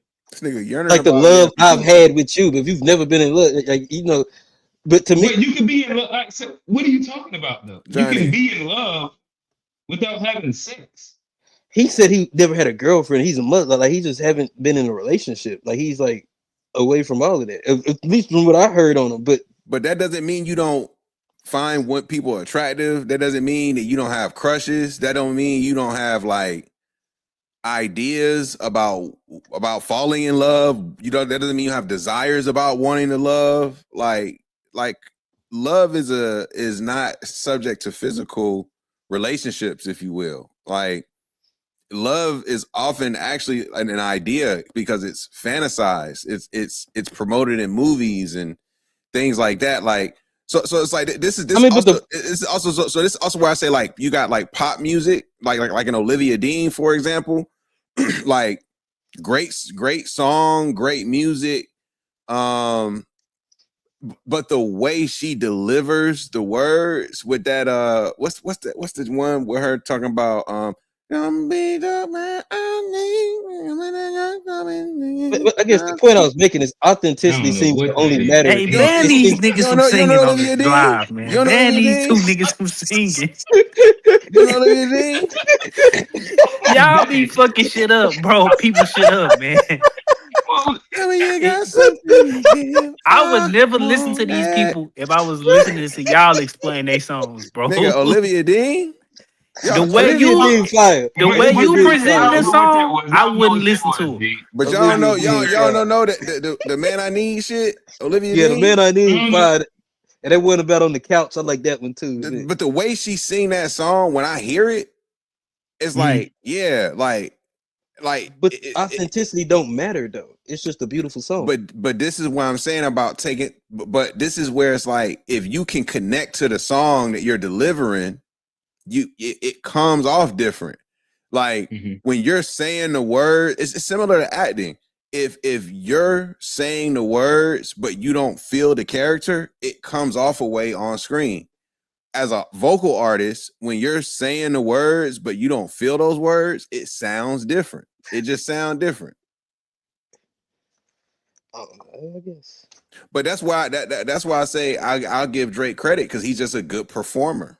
Like he performs the raps. Yeah, a lot of niggas they like. He performs the raps. I can definitely agree with that. I do want to throw us to if I can find it really I want it. Someday I want to love. Hey, y'all see the message in the back chat? What is it? Oh, well, in the back chat. Oh, let me see. Oh, yeah, you gotta get him, G. Oh, this nigga. Oh my, here he go. That nigga G said when I heard that song, it just do something to me. Hey, he's singing, man. Hey, it do. Hey, I'm not running from it. You can't shame me, nigga. Hey, that's how women need to talk to their man right there. I'm telling you. Oh, Bro, that shit had me weak, man. I'm not running from it. That's how women need to talk to their man. Make a nigga feel desired. Yeah. What song make you feel good, G? What's the name of the song? I was in the back when it was going on. That Olivia Dean. You telling me it's a song about a man, Unc. I don't think I ever heard. See, I act like she's singing to me. See, y'all niggas. The song did what it's supposed to do to you. The problem with them is, G, you love your old lady. They like their lady a lot and want to have sex with her. You like to make love to your old lady and you love her. They don't know what love is. See, they just infatuated with their old lady. You love yours. That's the difference. Now come back at me. Come back at me and tell me I'm wrong. You're not wrong. You're not wrong. It's the song right here. Oh man, classic. It's like a type of alchemy. Introduce me to your best friend. I can come slop right in. A satellite ain't even that far. And she fire too. She be singing. You already know. I can leave it alone. You my I didn't know she was black either. Already gave you the time. It sounds like Southern music. Don't be shy. I'm gonna tell you what that is.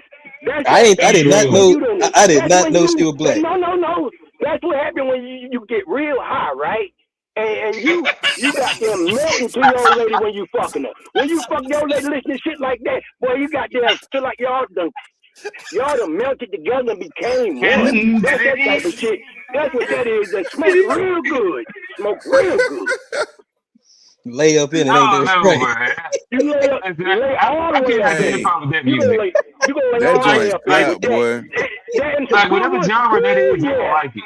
That ain't my favorite kind of genre. It's pop music. I ain't a pop nigga. It's pop music. It's a pop record. Hey, G, I rock with her whole album, bro. Her whole couple minutes. She talented for sure. She talented for sure. She vocally, she's amazing. Just if you like listening to voices, vocally, she a little skinny, but she pretty as hell.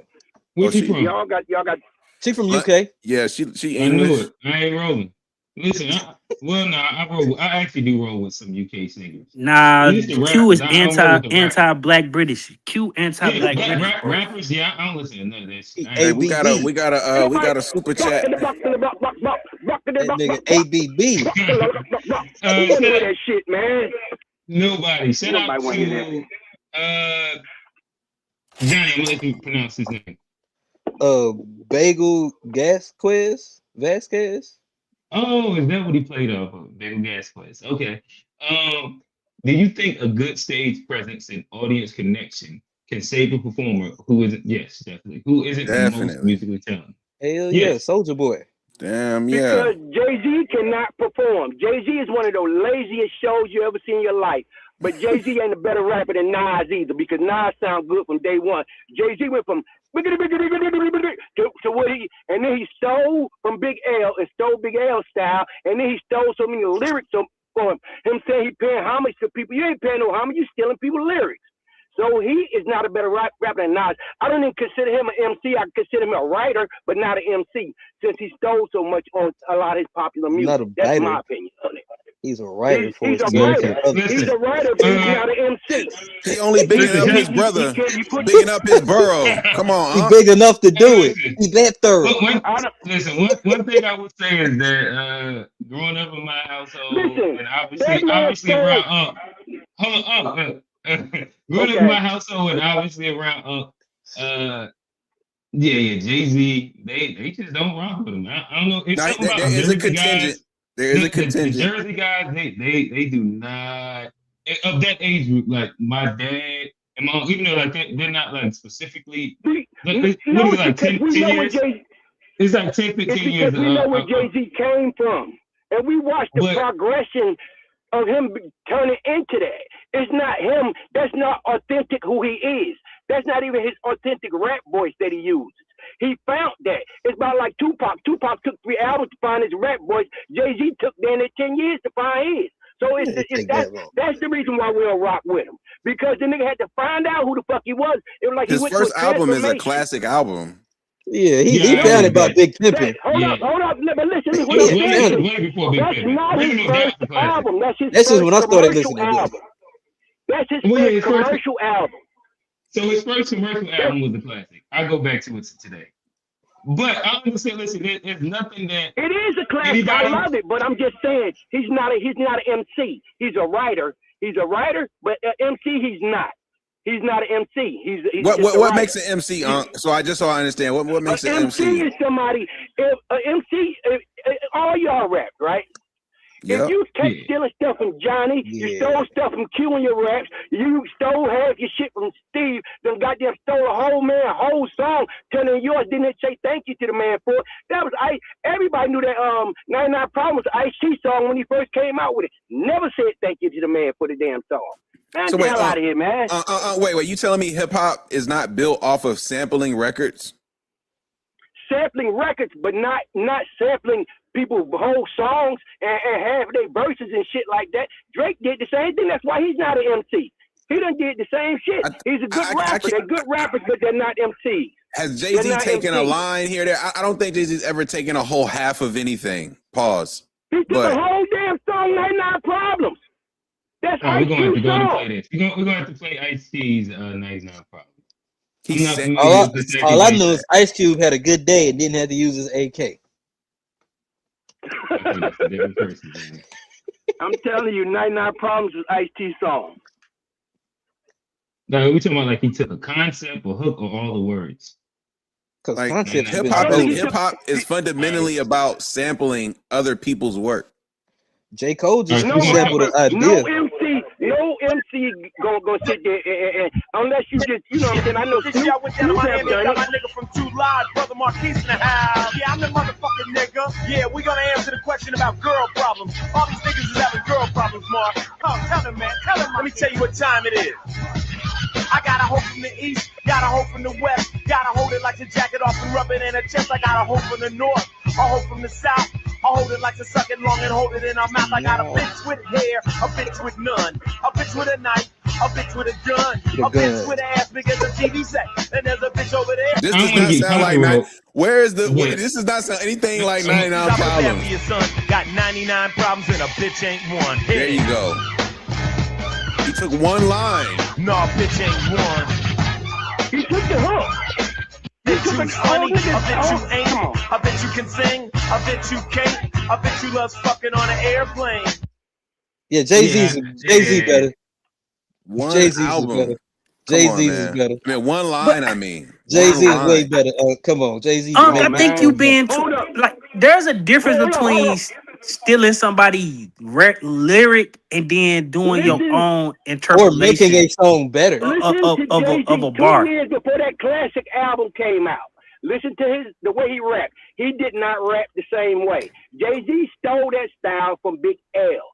He did. He stole Big L's style. Big L dead now, so Big L can't say he stole Big L was supposed to sign to Rockefeller.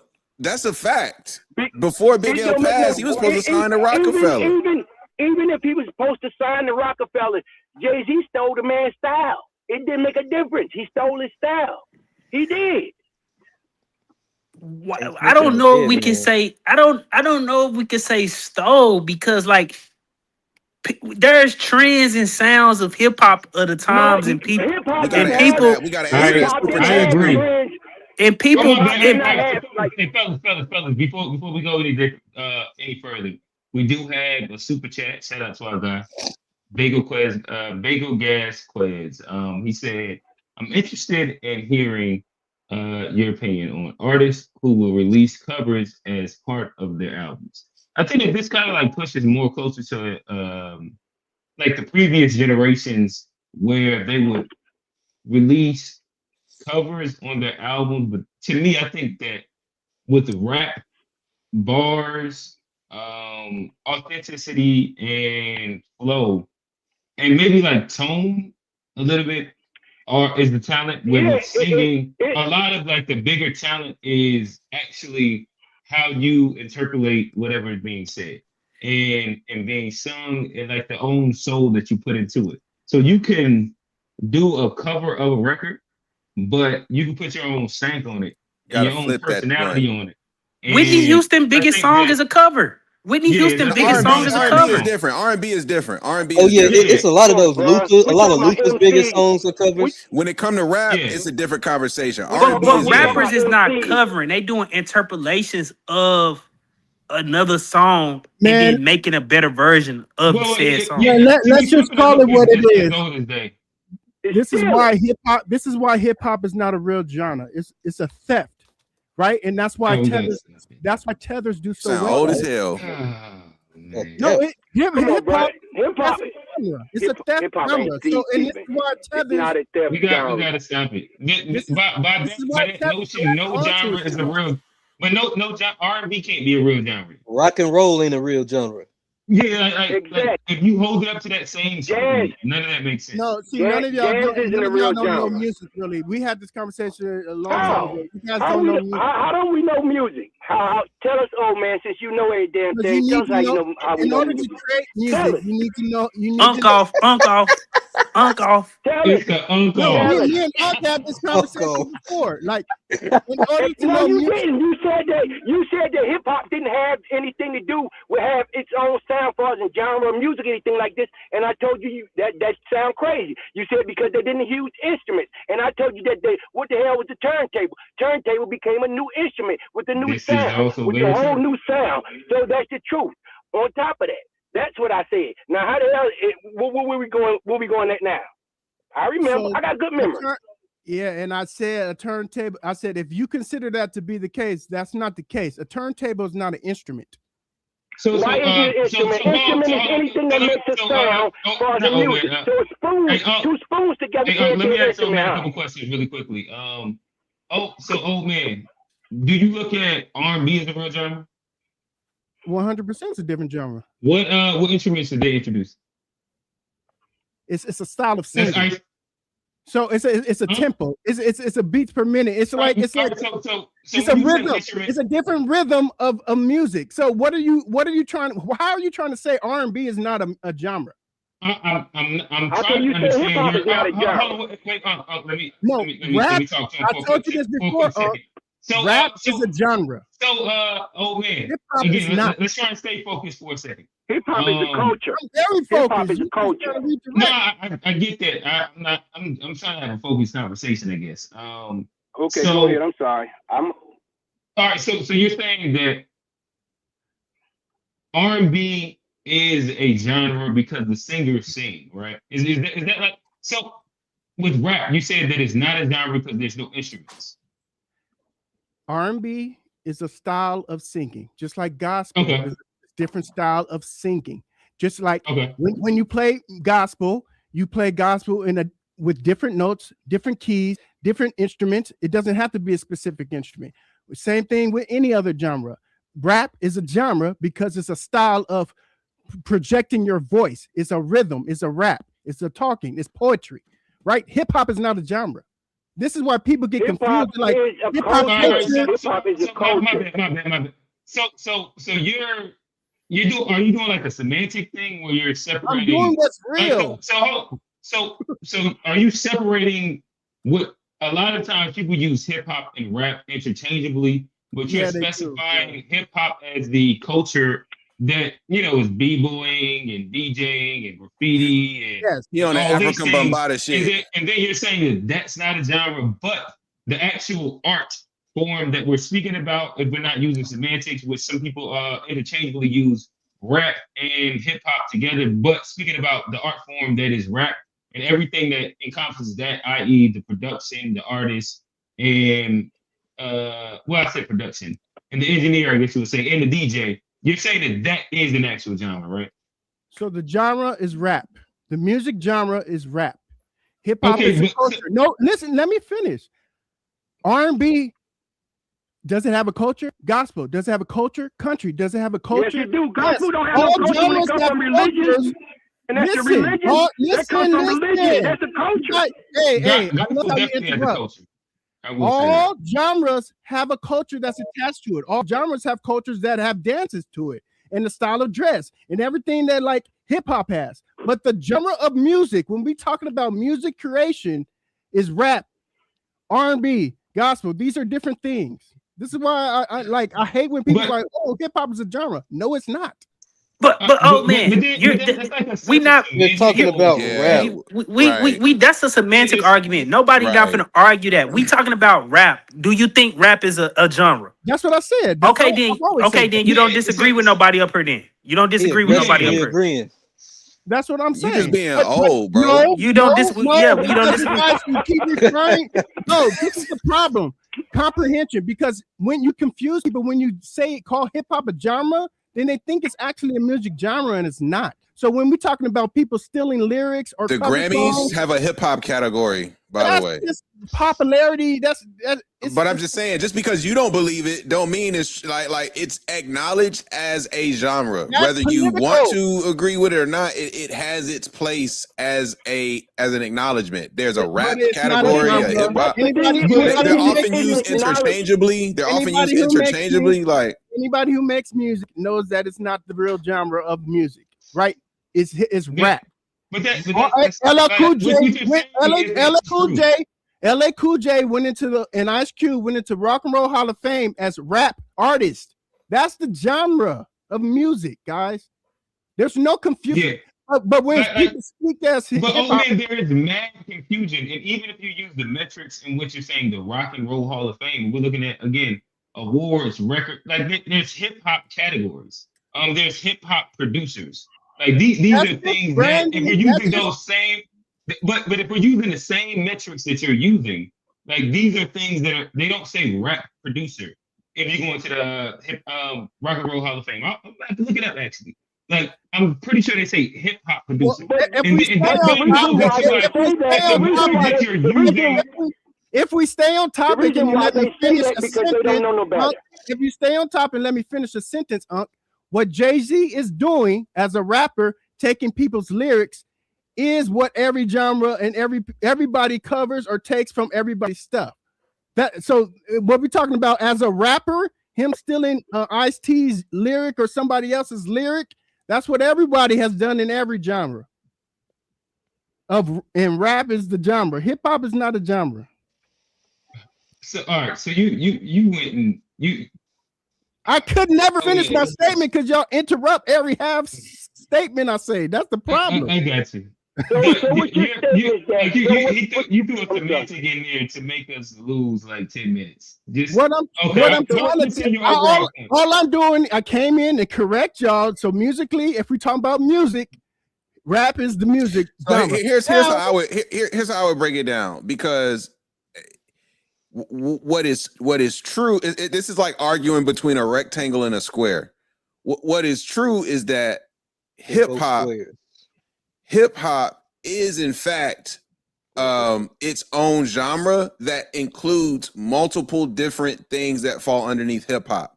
Rap happens to be of hip hop, so it's a sub genre. You have it backwards.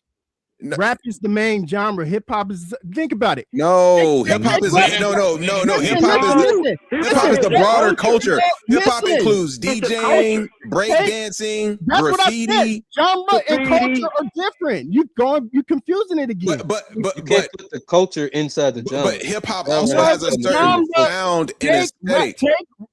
Take rap out of hip hop. There is no genre of hip hop. Let me tell you what makes it hip hop is the sampling element is what makes it hip hop. I'm telling you. And when the rapper gets on the beat, I don't even agree with that. What makes a beat hip hop like fundamentally? It starts with the sample. That's the where rapper. But G, you can easily. But G, can I say something for a second? Right now, can I say? I'm gonna throw right to you. I'm gonna throw right to you.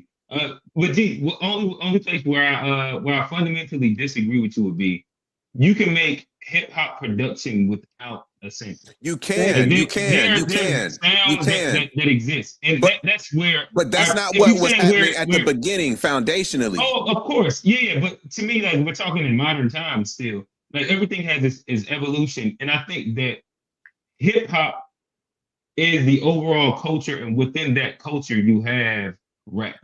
And I guess this is kind of as simple as that. And there's difference. Because you got boom bap, you got drill, all these different things are still considered hip hop music. Right. But you had something to say. But what I was going to say is this right here. You're saying that as far as in rap. First of all, when it first started, the rapper was just the DJ's hype man. So the rapper wasn't important. The DJ was important. Cutting and mixing and blending the music together and all that stuff, the DJ stood out. In the 80s, once the rap music started getting popular, that's when the rapper got popular. That's why you always had, back then, the DJ name came before the rappers. So you stating that you know what I'm saying, that the rap was this or that, whatever. No, the DJ was the person. So that's who it was. It was the DJ, then the rapper. The rapper got popular because. Can I just say this real quick? So there's very few musical genres that have been popular. Well, actually, there's a lot, but there's musical genres that have been popular without vocalists, right? There is no hip hop song that is popular or is considered like a hip hop song without a rapper or a vocal artist. So that means the genre is the rapper. Like, it's no instrumental. Like, this is hip hop. It's only instrumental. I disagree with that. I don't even understand what you just said, man. We have so many beats that just got played. Nah, you ain't never had a number before. Not your number. Think about it. Because listen, you got classic.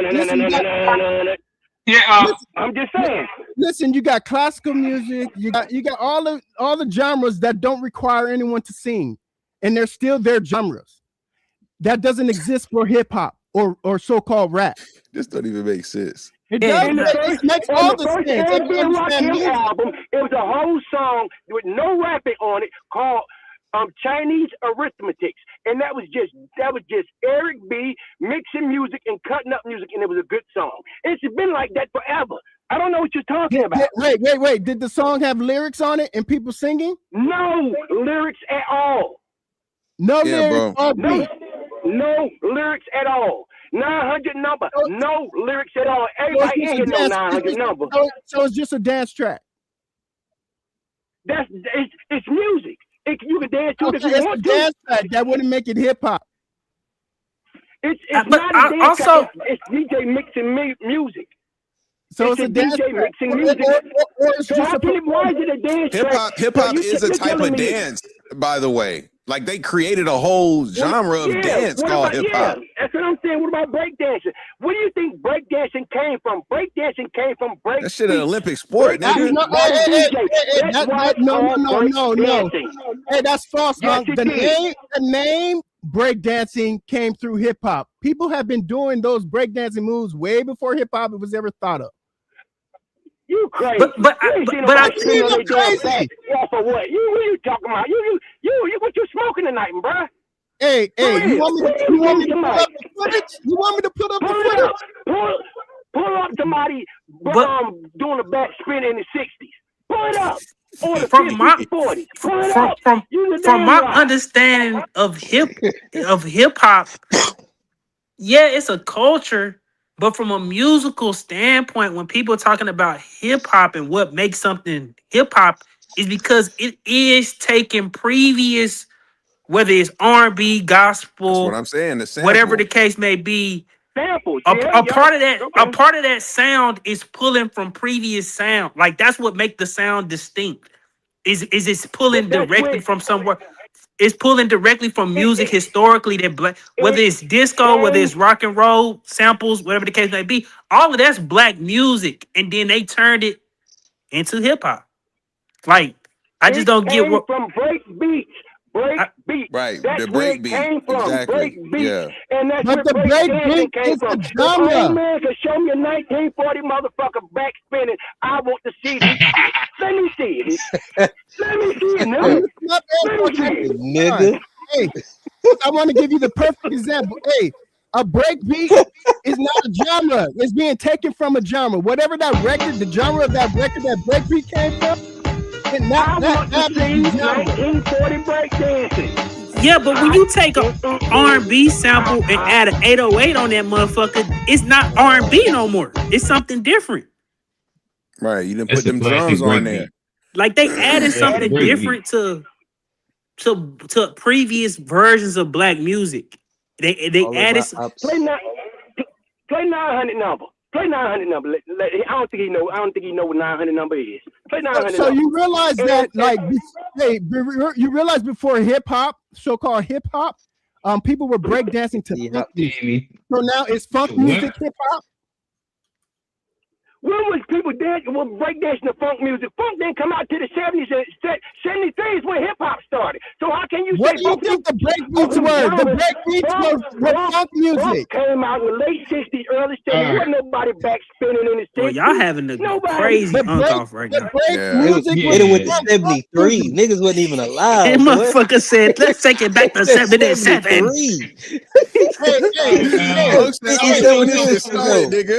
What about 74? y'all making So, fun, but if you're 72. sampling music shout out from to the funk Unks music and and the breakdancing listen, of a we funk love y'all. music, then that's And I funk think music. that like one of the interesting things is that there is a different callback from people from up north to people that's all the way to on the West Coast when it comes down to a lot of like the origins and the roots of hip hop. But we have touched on pause Hey, enough no, we of didn't. that today. No, we And didn't. we're gonna get back into I put pause there, Ain't no so like touching going it on. don't even count. It don't count if I said it. I put the pause there. But yeah, let's move back into the regularly scheduled programming, in which my guy Django, the Django degree, he had an interesting take. I'd love to hear what y'all thought. Have the opportunity to celebrate our people. What do we do? Let me show you. Welcome to the greatest show on earth. And action. Michael Jackson movie comes out and breaks records. Yo, Ebro, what do you think of Thriller? What does Thriller mean? Like, what does it mean? They were like, it's Thriller. I was like, okay, what's the album about? It doesn't have an They were album. like, it doesn't have to have a meaning. It's the biggest album of all time. I was like, okay, so it's the McDonald's of albums. All right, cool. Wow. Hey, Charlemagne, Drake just broke Michael Jackson's record. We have an opportunity to celebrate. What do you think? Thriller. Drake has made a lot of fast food, a lot of here todays, gone tomorrows. Crabs in a barrel, bro. I asked you who this nigga on that nag. I snatched your black ass off that nag down here in the mud so fast, make your head. Steven. Keep it funny. Classic. Django, he is a scene, Freeman. boy. This shit gonna always be This funny. nigga here? That nigga there. Crabs in a barrel. They could get out, reach in, and pull us out. If they get out the barrel, we say only reason he's out the barrel is because he's not like us. Harriet Tubman said it best. I freed thousands of slaves and could have freed thousands more if they had only known they were slaves. Russell Westbrook breaks a record. Oh, he's a stat patter. Drake, oh, he's this. Quincy Jones entered the chat. Oh, Michael Jackson stole those songs. He stole that sound. Oh, brother, who does? Oh, brother. Crabs in a barrel. Look up. Turbulent flights, dodging cumulus clouds, squares drawing a line, but we at the root of it now. It feels like I got a lot of even ties, so I don't know if these are wins or not based on what's suitable now. Wins are not based on what's that's a bar. That was one of his best schemes in the entire thing. But I don't think Django should have brought up slaves when it comes to Drake. That's probably sensitive, you know. He's a really Drake had a couple bad slave bars last go round, so he probably should have stayed away from that one. G, talk to us. What is your takeaway from that meme?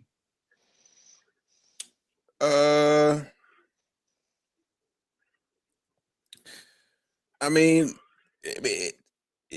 niggas do be hating. It's true. You know, like it do seem like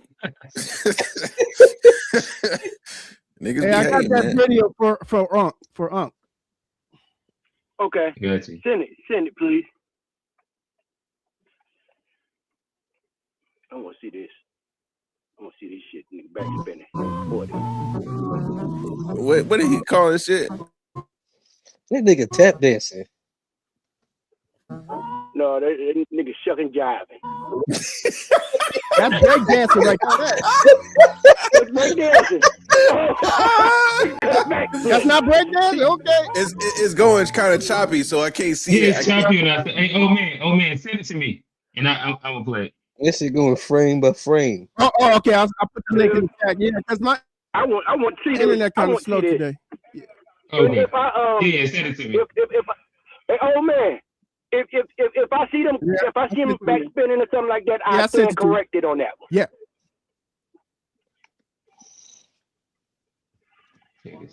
So the move he starts off with is the intro move that every breakdancer gets into, that little kick flare thing, and then he starts getting to the floor. Like, this is how it started. I'm sorry. Yeah. Nah, it ain't quite up rocking. Oh, break dance. That is a breakdancing move. I don't know what. That is 100% breakdance right there. That was a move. I give you that. There's a lot of stuff. Just search on your own YouTube. Just 1940s. But that's the thing though. That's the thing. Like you made it a hot line, and hip hop made it a hot song. Like.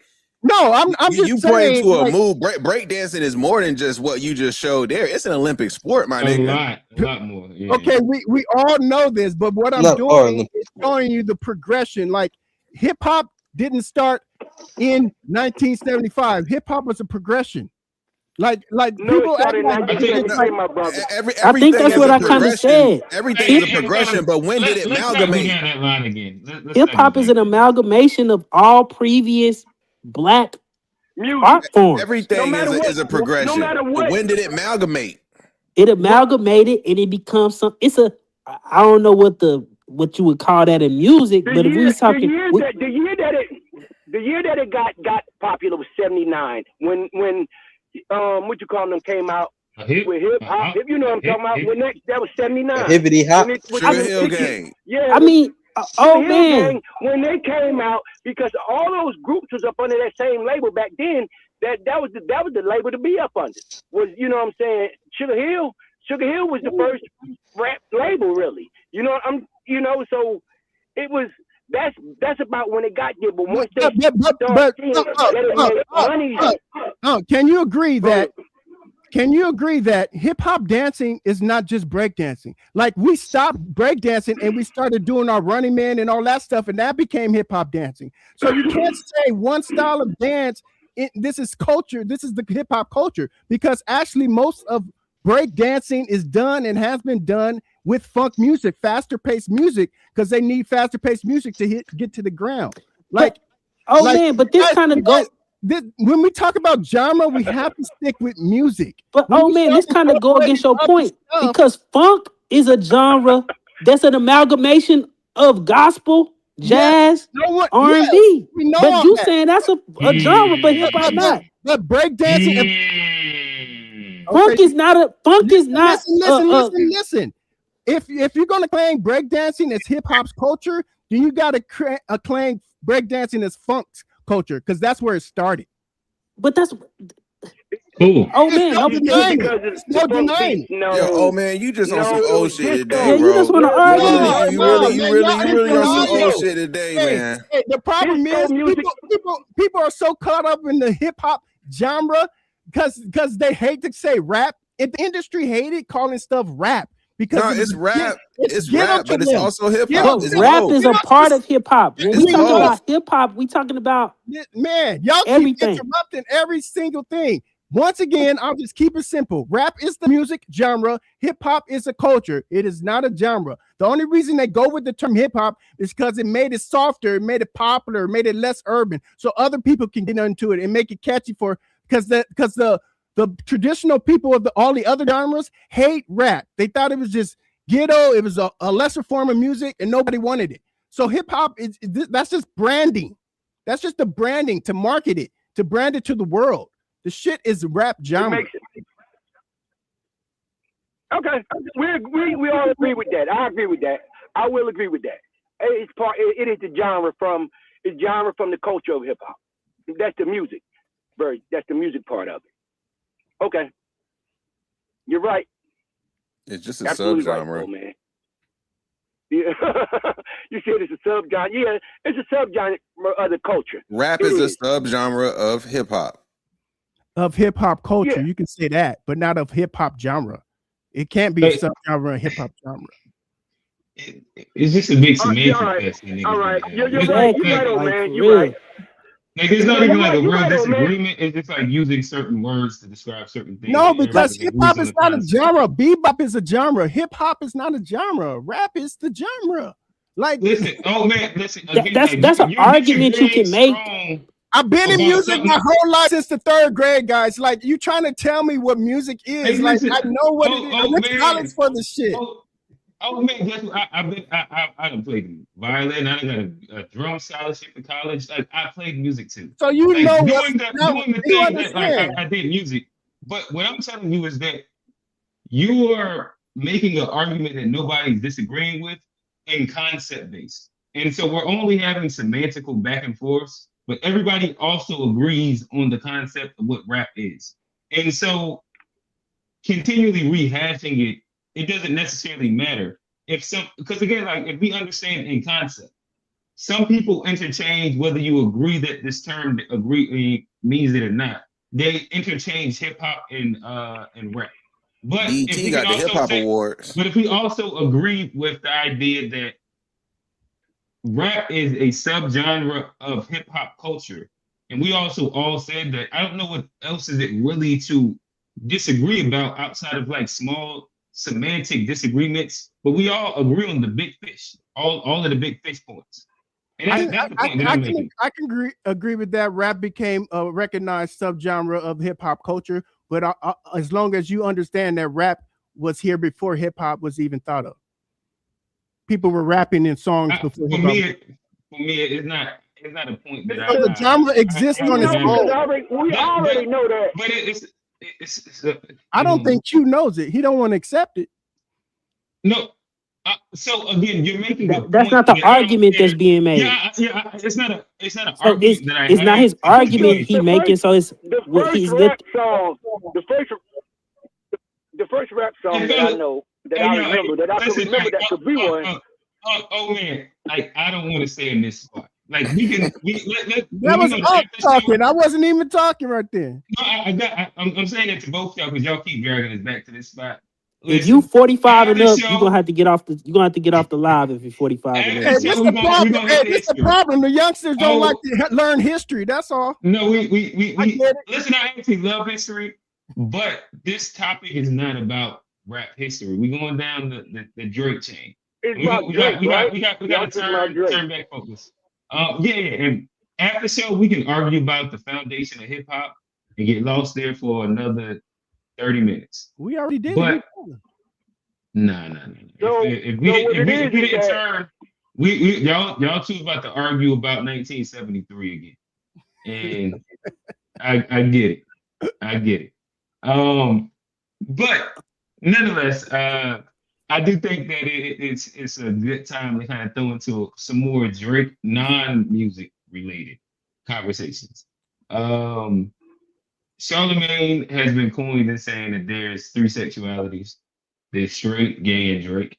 And saying that to say, Drake has made a very unique niche when it comes down to men.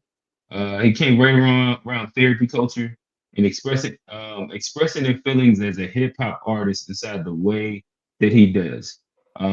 Where he's the lover boy simp, but also exploits women and tricks off.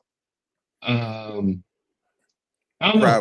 What is well, my bad. There's also like these soft, effeminate features that he throws. He's gonna paint his nails, put the bows in his hair. But he also said he got mob ties. He a real Sixer. And it seemingly presents itself as that Drake has this battle with a version of masculinity. I say that to say, is there again, looking at Drake as a metaphor for the culture, is there a battle of masculinity? And is that reverberated through what we see in Drake? G, talk to us. So wait, is the question about Drake or the culture? So it's kind of it's a two-parter. Is there a battle with masculinity in the culture, and is Drake the symbol for that? So I tried to kind of paint how he bounces back and forth between different things and different shit like that. Yeah, talk to us. I do think I don't think Drake represents it as much, but he is. This is where I say I think he's trying to attach himself to something that's going on in hip hop. Whereas like the Lil Yachty's of the world and some of these other characters who are like a little younger, because you know Yachty was on the Spectrum stuff kind of early. Like he had like gay people on his album cover. Oh, that's Spectrum. Colorful presentations, and you know Yachty writes a lot. Like he does a lot of music with Drake in the background. So I feel like those elements that you're talking about are more so pulling from his connections to Yachty. And Must Trust Me in the chat, Young Thug as well. Like definitely another one of those characters in hip hop who are like pushing what that means.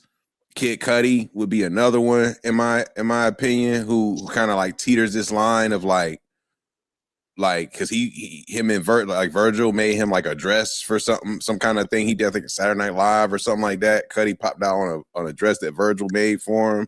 Nigga, Cudi was gay, wearing. Right? No, he got mad bitches. I don't mean that he's not gay. He's not gay, as far as I know. He's married. That confirmed? No, I ain't confirmed. I was just asking. I also know that, like, I know. I just know Cudi got the ladies. Like Cudi's more like a Prince type. I don't know if he's actually gay, but I know he. You know, I know him and Basquiat are like doppelgangers. Also, they look like exactly the same. It's kind of crazy. That's actually, I never thought about that, but yeah, they do actually. They look like exactly the same. When I seen Basquiat at first, I was like, "Hey, that's Cudi? Is that Cudi?" Like, it was kind of crazy. Oh, that's crazy. I never thought about that, but they do look just alike. They look like exactly alike. I never put them two together, but yeah, that's. Yeah, I don't think hip hop struggles with the same sort of hyper mass. Like there are elements of it, but it's not quite the same because you just see much more allowed in culture with the nail painting and the just inclusion of it all. Like the younger generation is just more inclusive than say older generation. So I think Drake is more so trying to attach himself to like a certain younger sort of energy there versus him being the guy to like mascot it. Yeah, I definitely think it is attached to age.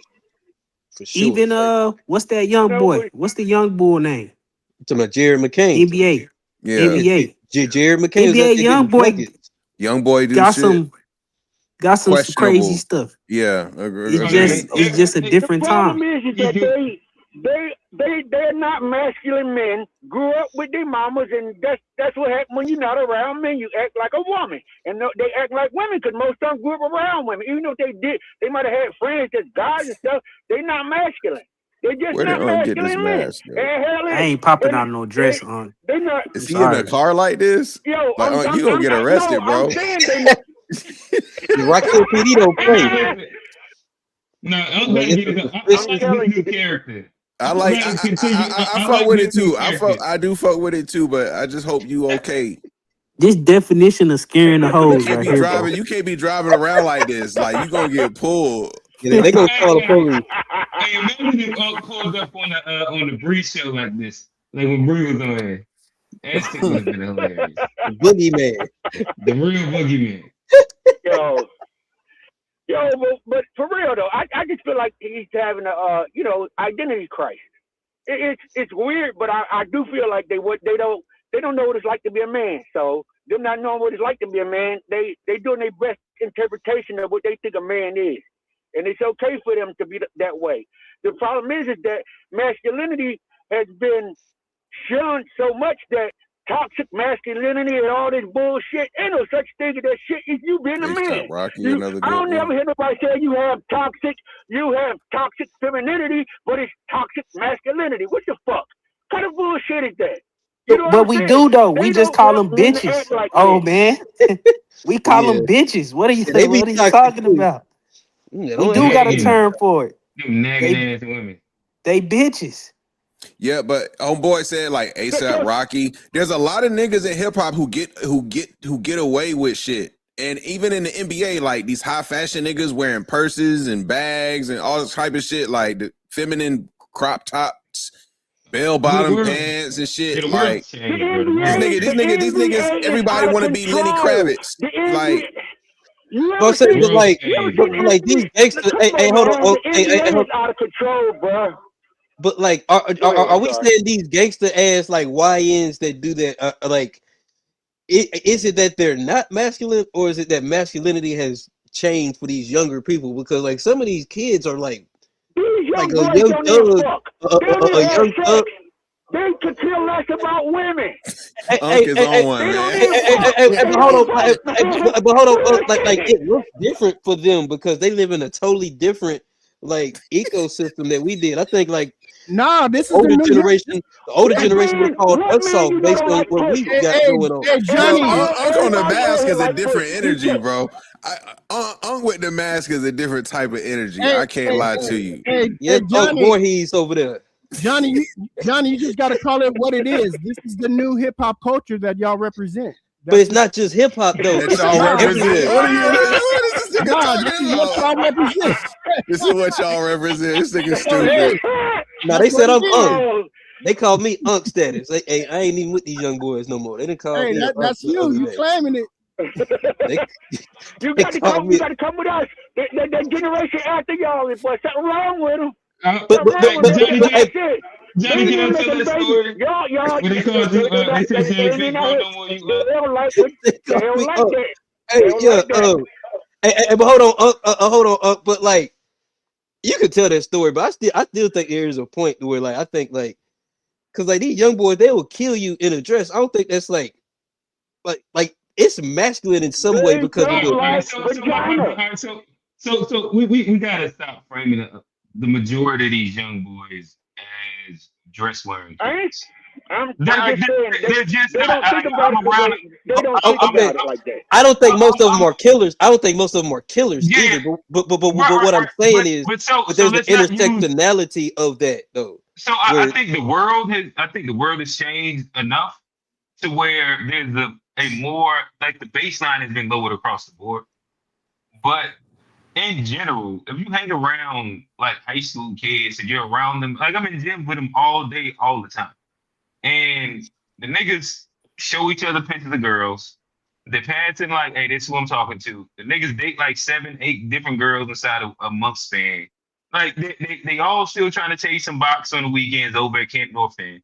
Like they literally had the team meetup that got to get shut down here in Charlotte because they out there literally doing what we was doing at Eastern Mall. I drop my son off there sometimes, and then I'll just see them. I mean, like go over here and just see what the hell these niggas is doing. And like they doing the exact same thing. I think that sometimes because it changes spaces and looks different, and then you have like these examples that are like outliers, like a Jared McCain and shit like that. We start looking at most of them as that, but the kids call that shit gay, and they still use words like that and call it weird and things like that. And like I'm around it enough, and the majority of what I see when I go to, let's say, a high school game, there's like one flamboyant kid. It's like one male cheerleader. And then pretty much everybody else is just trying to be regular or cool. Like it's a mix between regular and Male cool, and that's the Philly was wild. majority of what's happening. And I'm not letting these old heads get off with this narrative like the Isley brothers didn't exist. Oh yeah, Prince. Shut the hell up, Steve. I'm not letting these old heads get off with this narrative. Prince was soft as hell back in the day. Them motherfuckers was wearing crop tops. They called it androgynous back then, but that shit You was soft. remember them big ass niggas that was chasing kid and playing around high school? Them niggas was wearing fishnet tank tops. Fishnet tank tops. Niggas had halter tops and bell bottoms on in the 70s. Come on What now. was the niggas' names? With leather pants. With leather pants. Leather bell bottoms. Yeah. Strong niggas in fishnets. Yeah, they was Yeah, wild. bro. I'm not letting these old heads get off with that narrative, bro. That's a Y'all fact. was That's a definitely because a lot of people don't know this, but the boomers, the silent generation, was saying the same thing about y'all, and then boomers said the same thing about Gen X. Yeah, Like no, this it's is. a cycle. I say that all the time. It's just a repeating phenomenon that every culture think the other one become less masculine and more flamboyant over and over and over again. Like we keep hearing the same It's stuff. literally the same. Hey, but it's the truth. Like we weren't wearing purses. Like it's the truth. It is becoming less masculine. Like if you Y'all was wearing crop tops with the ass cheeks out, man. Hey, but old man, how do you define the masculinity? Is it about the clothes? Is it about your discipline? Is it about your character? Like how? Jackson was a wild figure to be the biggest artist. But like, old man, how are we defining masculinity? Is it about what you wear? Is it about how you take care of your family? Is it about like? Because like the clothes are gonna change over time, but like niggas still gotta take care of the kids. Niggas still gotta pay the bills. It's still stuff that like doesn't change about being a man. But you know, niggas used to wear bell bottoms back in the day. They'd went out. Niggas wearing halter top. You know, the clothes are going to change. Bell bottoms were not feminine. Bell bottoms were not feminine. So, but they are today. They are feminine. To you, old man, they not feminine. But back in the day they weren't. Back in the day they weren't, but they are today. Back in the day. But I don't know because like, they were feminine to silent generation men. Silent generation men talk. But again, that's my point though. The clothes are going to change. The silent generation thought the boomers was safe. I mean, I love how Johnny asked me a question I can't even answer. So the answer to your question, you're comparing artists to regular people walking around. Regular people weren't walking around in fishnet at school, and there was no one guy cheerleading with the cheerleaders at school when we did it. So it's on a progression to get more and more feminine. That is what's happening. Oh so man, like, if I pull up these pictures from the 60s, hey, old man, okay, like so their clothes are getting more feminine, but what about the fact that there are more fathers in communities now? Is that like more masculine? Does that balance it out? Fathers in communities? Why would you say? But hold on, let's talk about something. Like they're better fathers. They might be dressed a little weird, but like if they're there for the family more, is that not a better overall environment for Black people to be in? But masculine, feminine. Y'all sound like y'all want all of rap to be Atlanta. I got a question. I just asked the question. Like, outside of the clothes, what else are they doing? Was men permanent hair feminine? Yeah. Was so men permanent? So I don't know when it became feminine. So you believe men in the 60s, in the 50s, who was permanent hair? They was feminine. That was feminine, correct? Yes, compared to the previous generation. That's what so. Do you get how like every generation is gonna have that same critique of the because the people who permanent hair at that time, the people who permanent hair at that time don't view it as feminine. They view it as a way to get bitches. But I'm saying it's true. It's a way to get bitches and it's a way to get dudes too now. It's not. This is the thing. What you're saying is right. And I agree. Oh my God! How you know that? How you know that? Oh man, because I live in California. Listen, you think I need to get a? You think people need to have a perm to get niggas if they wanted to? DJ Johnson. What do they need? This nigga old man. Nah, bro. This nigga old man just want to argue, man. This nigga just coming on to argue, bro. Hey, Steve, tell him what he needs. Dude will smash anything. Hey, fellas, I think right now everybody's talking. This nigga Let's just want get to one argue, person. Hey, man. Steve, tell him what he need to get men. Shit, I don't know, man. I don't know the question. Steve do know. Hey, Steve do know because he was in that taxi car. He do know. He was in that cab. He do Oh know. man, you was on here talking crazy, like for real. Every generation, I'm pretty sure it's gonna be some shit my kids do. I'm gonna be like, man, what the fuck is But y'all Steve, soft ass kids? you said niggas don't need perms to get no niggas, right? I obviously don't. You go to Atlanta, niggas looking like I just NFL said, like, let him know. linebackers. Tell him what he need. If they don't need perms, what do they need?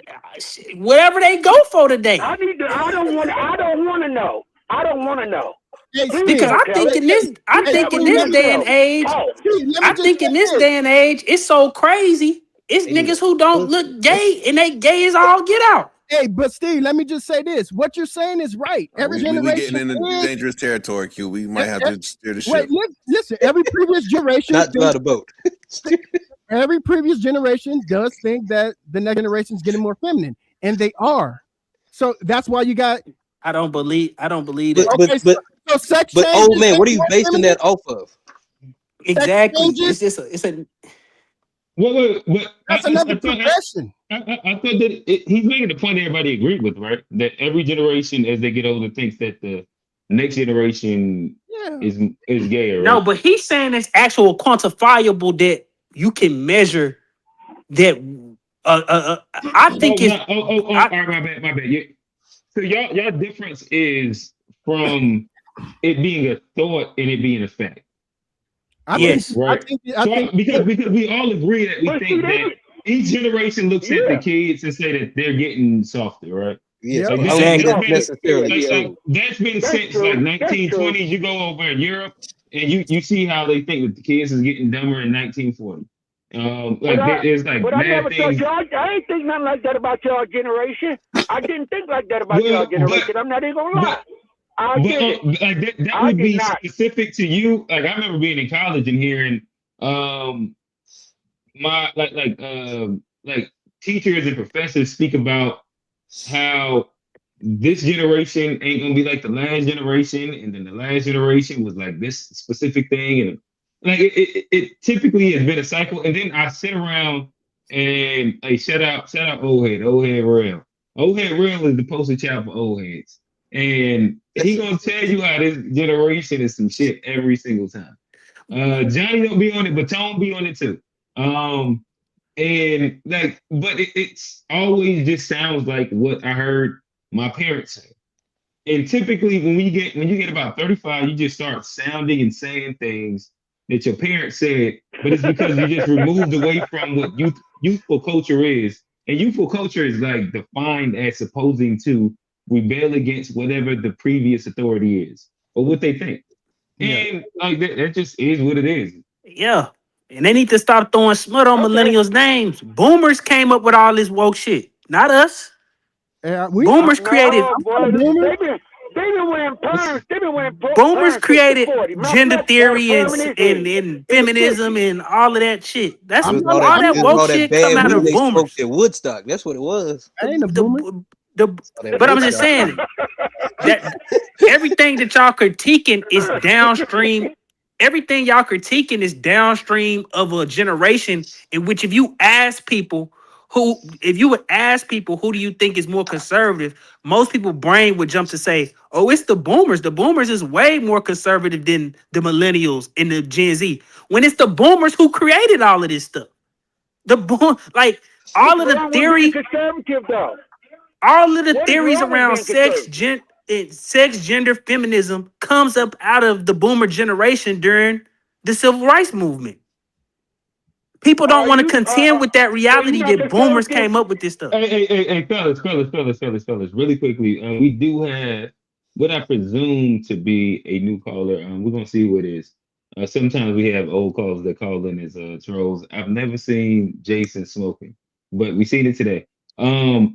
Shout out to Demetrius Jones. He just pulled up on us. I'm pulling him up to the stage and talk to us. Tell us what's your thoughts on what you're hearing right now. Oh, it's Yeah. a troll. It's Hold a on. I troll, don't like how man. Buddy came on here like that, man. It's a troll, No, man. I ain't like that. Hey, Let him you go. know what Let him that's go. about? It's about that last show you did. You got a bunch of randoms that last show, and I think they still follow. They can follow, but they ain't got to come up here tripping. You on mute. You on mute, G. You on Yeah, we mute? can't hear you, G. This person called in before? No, I ain't never seen that name I before. thought it was. I thought it was. A new Hey, what I have noticed, all them weird folks be when- coming from G channel. No, G in the freaky algorithm. G in the freaky his channel in the freaky algorithm. Hey, man, stop hating on niggas, man. Hey, shout out to everybody watching G Axis Media. Fuck what this nigga Steve talking about, man. Hey, shout out to my nigga who dropped the super chat. We really appreciate you. Yes, sir. Even Hey. y'all. No, ever since you did that Chud episode, then that's why we got these randoms coming up, man. Even them.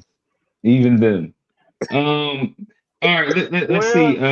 So if we try and move into another Drake topic, so Drake and his racial ambiguity / cultural acceptance.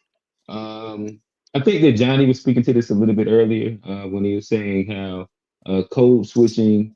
I don't know what you was making a case for it to be acceptable. Is that what you was doing, Johnny? Not the blackface, but I think like yeah, it's a natural part of being a black man in corporate America. Code switching is like something that all black, like a lot of black people experience and have to do. Gotcha. And So Drake you has don't also think there's been. no white people that code switch? White people code switch. I would imagine they do, but I was talking about No. like it's not. It's kind of a necessity as a black man going into corporate America. Code switching is like seen as like something you have to do to assimilate and to be successful in corporate America. But So is it truly code switching to just act like somebody that got sent? That's not code switching. So you saying that every black person go to work and act good, then go home and show their ass?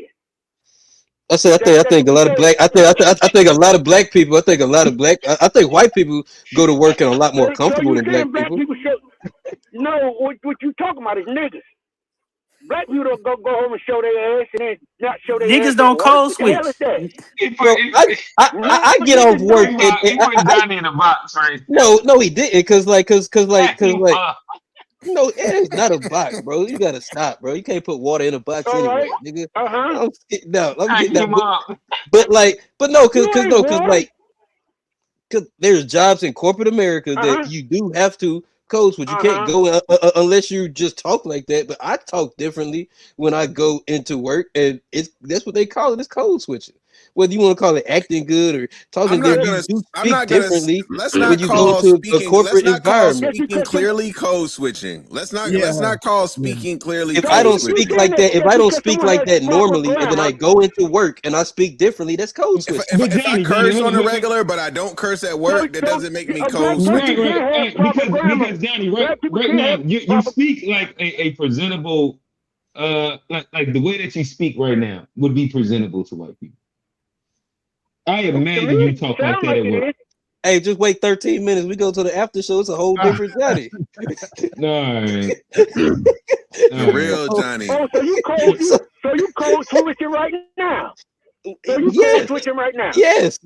I'm not going. There's certain words. So you telling me? The only code there's certain words. There's certain things I'm not going to say online that I will when we get to the after show. Only code switching Johnny do is when like he's at the top of the buzzball and at the bottom of the buzzball. Like when it drink at the bottom of his stomach and it's just sitting there for about an hour. Modelo, Yingling, you willing to get a different one. But I don't know if that's code switching. That's just inebriated, Johnny. But I think code switching doesn't. I don't think code switching. I don't think code switching is about the way in which you act. Johnny said being sober was code switching on niggas. Damn. I give you a prime example. Hold on, we gotta get the jokes off. Okay, yeah, y'all Hold on, man. Johnny said, when you sober, you code switching on niggas. You gotta keep it 100 at all times, boy. God damn. Oh man. Nigga said, wait till this after show. I'm gonna kick a nigga out. Oh man, damn. Nah, y'all cool. So Y'all he's cool. gonna take 2 shots and shotgun a beer and gonna show everybody how to act. That's Oh man, gonna that's switch funny. it up. That's funny. Right. But no, I do believe that. Like, what you was gonna say, Steve? I said it. But when people talking about I'm gonna say this right here. Unk on that The way mask, that boy. Steve speaks, the way that Steve talking right now, right? I think Steve talk like that at work. He talk like that now. He gonna talk like that. Steve gonna talk the way he talk. But see the way, you know what I'm saying? Sometimes you use certain words and using certain words is code switch. The hell is no, it's just having manners. You're not gonna go on your job and say, "Hey, motherfucker, what the fuck we doing today?" Good. Well, listen, certain jobs I don't even do that, but the thing is, like, I don't even talk like that. I don't feel like I really code switch. Only Yeah, thing like, I but try also to take I out think is nigga. I think I try code not to say switching. nigga, but outside of that, I'm like a pretty tame, like, conversationalist in general. But I also think code switching is a matter of what your workplace is like. If your workplace is 50-50, you probably can get away with talking the way you normally talk. Because what we really talking about is the people, the way you normally talk with whoever, your family, your friends, do the people in which you work with, do they understand that? And if they don't understand They're that, not gonna understand slang.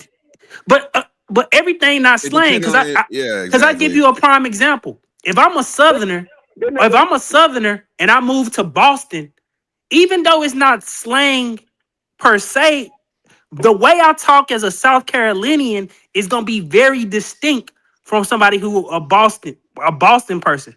So if I understand that I'm entering an environment where most people have a different dialect in the way that they talk, then I might pull and remove some of my South Carolinian dialects when dealing with people who from Boston. In the reverse, if I'm from Boston and I move down south and I have certain ways of communicating, and I know, oh well, they're not gonna understand this because we have a different way of saying stuff. That code switch is not inherently. It's about just using words in which the people you around understand. Like, so my grandparents stayed in PG County right outside of DC. So I used to go up there for the summers, right? PG. And growing up there, I would say words I would never say in Durham. Like, so for example, when we out hooping, up there niggas say it was young. It was like it wasn't bruh. It was young. And so that's what I said up there to get my point across. Hold up, young. Like you turn into the environment of like communication. But that's code switching. That's not code switching. That's not code switching. That's not and code Johnny, switching. you also don't know DC. You keep saying too. That's Baltimore. He said Maryland. He said Maryland. That's Baltimore. No, but Baltimore is very specific. Baltimore.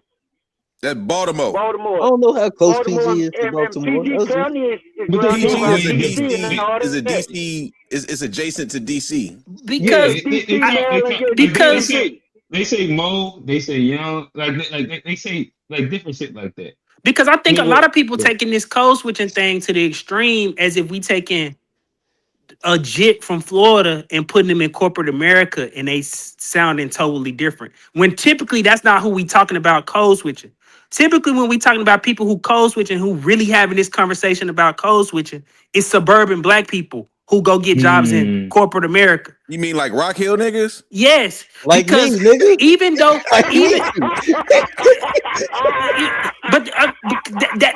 that's who typically having this conversation. Like me. This wasn't my idea though. But that's what I'm saying. Like, so when people talking about code switching, they talking about this.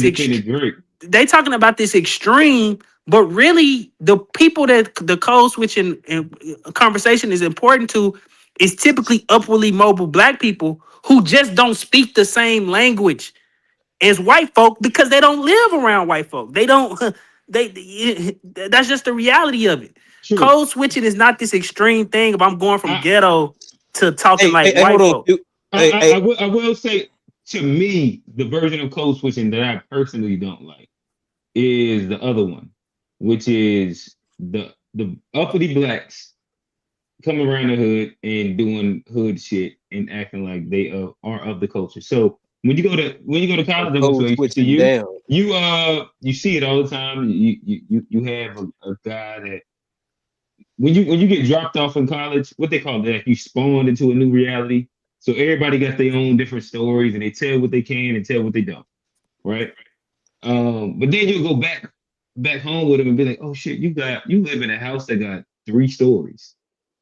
None of the way that you Driveway. act has 2-car anything garage. to your parents talk properly. You got a dog, you got I ain't gonna say you had a maid and that like that, but you got like mad amenities to like the way that you Cleaning live. lady come And by you got a once a gym. week. There's a gym on the middle floor of your house. Like what the fuck? Like, this is like shit like that, right?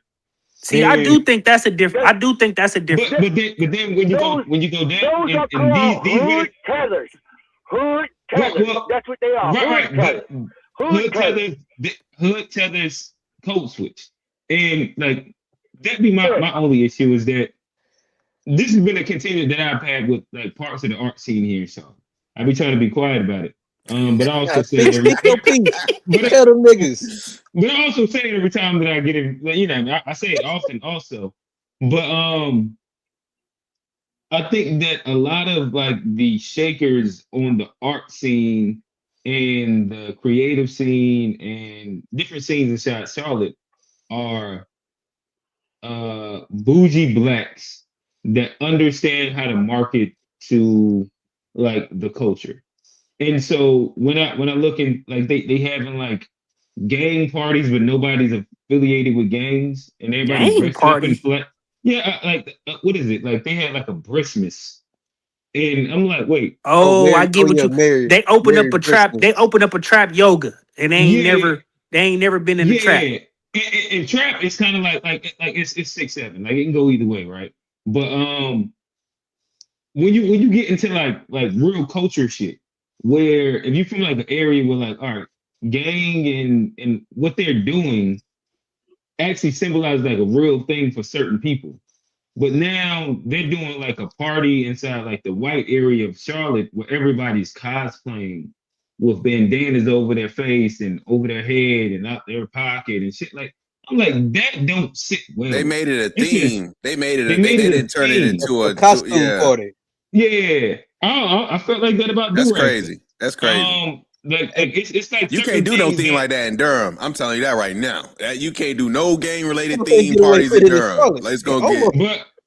But then like I've seen like the do-rag fests and shit like that, and you know, shout out to people being creative, but I see a lot of who consume it, and it ends up being bougie blacks that use this as a way to, in Unk's words, tether on to like a version of like urban identity, and I don't know, it just always feels nasty to me. This is why people. Hold on, old man. Hold on, old man. I got one thing to add to that, especially like from my background, you know, being a Rock Hillian. But one thing in corporate America, especially like my background in sales, like a big thing, especially face-to-face sales, like one of the biggest things you want to do, and I'm asking this like true question: would this be considered a code switching? Like, because one of the things you do when you're with a customer that might not be from the same background or something from, you're supposed to mirror the customer. And so you're supposed to say words and you're supposed to like talk to help them feel That's not comfortable. code switching, Johnny. In order to, No. why wouldn't it That's be? part of your job. That's your called job selling. because you're doing It's your called job. selling.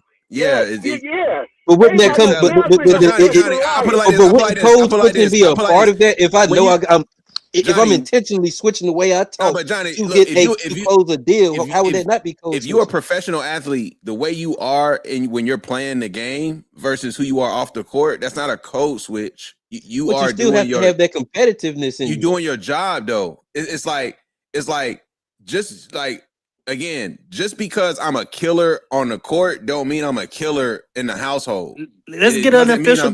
It doesn't mean I'm code switching. Like Let's You're get an official working. definition. Let's You're get an working to official get definition. to the paper. Like you have a job to do. Hold up, And can't y'all as somebody put up who a works poll? in sales Can as y'all put up a well, poll?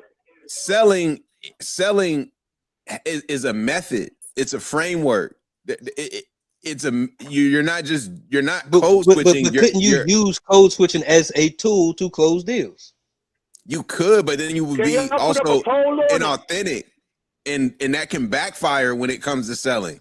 But see, I don't think you can mirror I and don't be think authentic. But then that's still code switching. I'm not inauthentic by changing the language or the diction or my dialect when I'm talking. I'm still telling the same stories, the same jokes. I just might take different words and use different phrases to help make myself more presentable in front of a customer I'm trying to close. I don't call that code switching. That's not code switching, Johnny. That's you doing your job. You're just doing your job. It's a code switching is the Because practice you of can't. code switching is the practice Look of at that shifting source your though. It says Wikipedia source, so it's tough.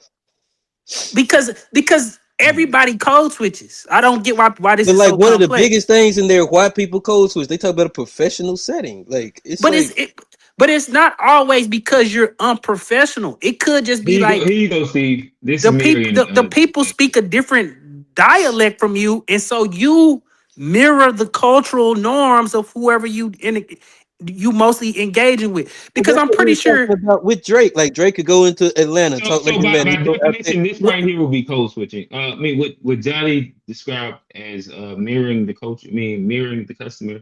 If they're like an affluent white and you're just like a regular black, Or they super country or up northern. There's different. But also, I think people. I also that's think kinda wild. people. So Johnny, you would like talk really country if they're really country. But hold on, I think also people. Johnny don't talk to the Indian guy. Be like, "What can I do for you?" You know Thank you. Come again. Thank you. Come again. Thank you. Come again. Like, can I help you, sir? Can I help you? Yeah. But I also All right, people. Johnny just saying anything. I think people add the intellect part or perceived intellect part of the language to code switching when that doesn't matter. So me and you can be speaking at the same level, right?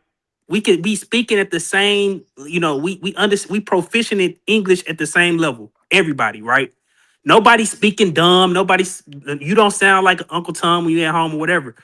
But if I just come to a place and all of y'all are from Durham and I'm from Dallas and we having these conversations or whatever, I might not use Dallas slang or Dallas stuff when I'm talking to y'all because I want y'all to, because the point of communicating with folks is so that they understand. The whole point of code switching is I'm trying to use a neutral language in the spot in which there is no confusion and everybody understands. It's about communicating. It's about communicating effectively. I think that's where we disagree. So like the key word you used there was neutral. I think that assimilation is when you start a code switch. So if you're going into a space and you're assimilating to whatever the dominant culture is that is not yours, if it's not yours, but it's neutral to that space. It's neutral to that space. That's what I'm saying. It's not neutral as if both of y'all speak this way, but if the overwhelming majority of the people where you at are from the north, I might not speak. It's crazy. It's crazy. So like if you from Alabama, you should go up to New York and try and talk like you're from New York. No, not talk like you from New York. I think that's what people confusing what code switching. Wow. I think people think code switching is I hear your accent and then I pick up a phrase. Why can't you pick up a phrase that you never heard before? But I think y'all confusing that y'all think code switching is I hear y'all accent and then I pick up your accent and I repeat it. That's not what code switching is. It's not what any of us is using it as. But that's what it sounds like. That's what it sounds like when you say it to me. I'm just saying when people referring to. I think that when you go up and down the socioeconomic ladder of like the way that you attempt to present yourself. But typically the black people who are talking about this are not from the bottom cast of the socioeconomic ladder. That's what I'm saying. Most black people who are talking about code switching is upperly mobile HBCU graduates. These not the bottom cast of blacks. All right, but so now this is where we get into like that weird little thing. They're not So even we say HBCU graduates. They because PWI grads. Even PWI, these not the bottom right, cast of blacks is not concerned about code switching. but so then this is where like we get into sticky situations. Like when you think about where the majority of people that come from, you use HBCU. Where is the majority of people that are going to HBCUs? These are first generation black college. First generation college students that likely are on student aid, FAFSA, get Pell Grants. These are people that would be from said space that you're talking about that then go through education, get a degree, and now they have the ability to be upwardly mobile. They get These refined. Right. These aren't people that come from. I push back against that multiple- because most ahead. HBCU, the cream of the crop of HBCU graduates are typically generationally elite already. The cream of the crop of HBCU. All right, so like they already come from a cast of black people So Steve though, like if you're you saying one of them the uppity most Morehouse elite type of niggas, huh, Steve? But what you're talking about is the most. I got an online. I got an online degree, majority? man. I ain't. Come on. But Steve, like, are we talking about the majority or the cream of the crop, meaning like the 1, 2, 3, 5%? But hold I on. agree that the 1, 3, 5%, a good portion of them. I wouldn't even say the majority, like all of them, but a good portion come from a background in which they have had somebody inside their household and or parents guide them inside what they're doing. The majority, overwhelming majority, I'll probably say closer to like 85, close to 90%, when you touch down on the HBCU campus, are first generation and or still from a lower middle class urban space. area. This is the reality of the people that you're speaking about. When we say that's not the people who have. Let's go to the after show. Minority. So we wouldn't like specify the majority off a hyper minority cream of the crop. Can I say? But this is what I'm saying. Most people that go into corporate America, there's only a small. The portion of black people who are talking about code switching is the cream of the crop. It's not. This is not true. Like, and this is where I'm telling you, you're getting it all the way wrong. Can I say one thing? People that get a degree that go to HBCUs are people that come from, again, places where you have to get a Pell Grant. And these are now people that are working in corporate environments in which they grew up in one spot. They work around white people and have to assimilate in one space. And they're talking about the two different realities that they live in. These aren't people that came from middle class. Code switching is not only when you. And this is the problem. Let me say something. Y'all reducing code switching solely down to interacting with white people. It is not. That's not the whole crux of code switching. Can I just say I would never say the whole crux, but the majority of when people talk about code switching ends up. Me and him having a back and forth. That's what I've been waiting for. Let's get to the after show. Yes, let me get a word in before we at 306. So what I'm saying is, bad, I don't my understand why y'all keep going back and forth. Everybody code switches, and it's actually a sign of intelligence. That's all I wanted to say. Everybody does it, man. What y'all call code switching doesn't necessarily equal code switching, but I don't want to get into it. I think a lot of people conflate. I think a lot of people conflate code switching with cooning. No, cooning is something totally different. Cooning is a subgenre of code switching. Like hip hop and rap. That was good, right? Yeah, that was good. We over 3 hours. I'm gonna get us the episode. You got first up. But shout out all the guys. We had a good show. This was a fun show. We got bogged down on a couple topics, but we made our way through. We was talking about Drake today. Is Drake the perfect symbol for modern culture? We didn't get into the relationship part, but we did get into the identity piece. We did get into the racial ambiguity, cultural acceptance, code switching piece. Somehow we derailed into about a 40-minute conversation about hip hop culture and rap. And if Jay-Z is a rapper or a writer.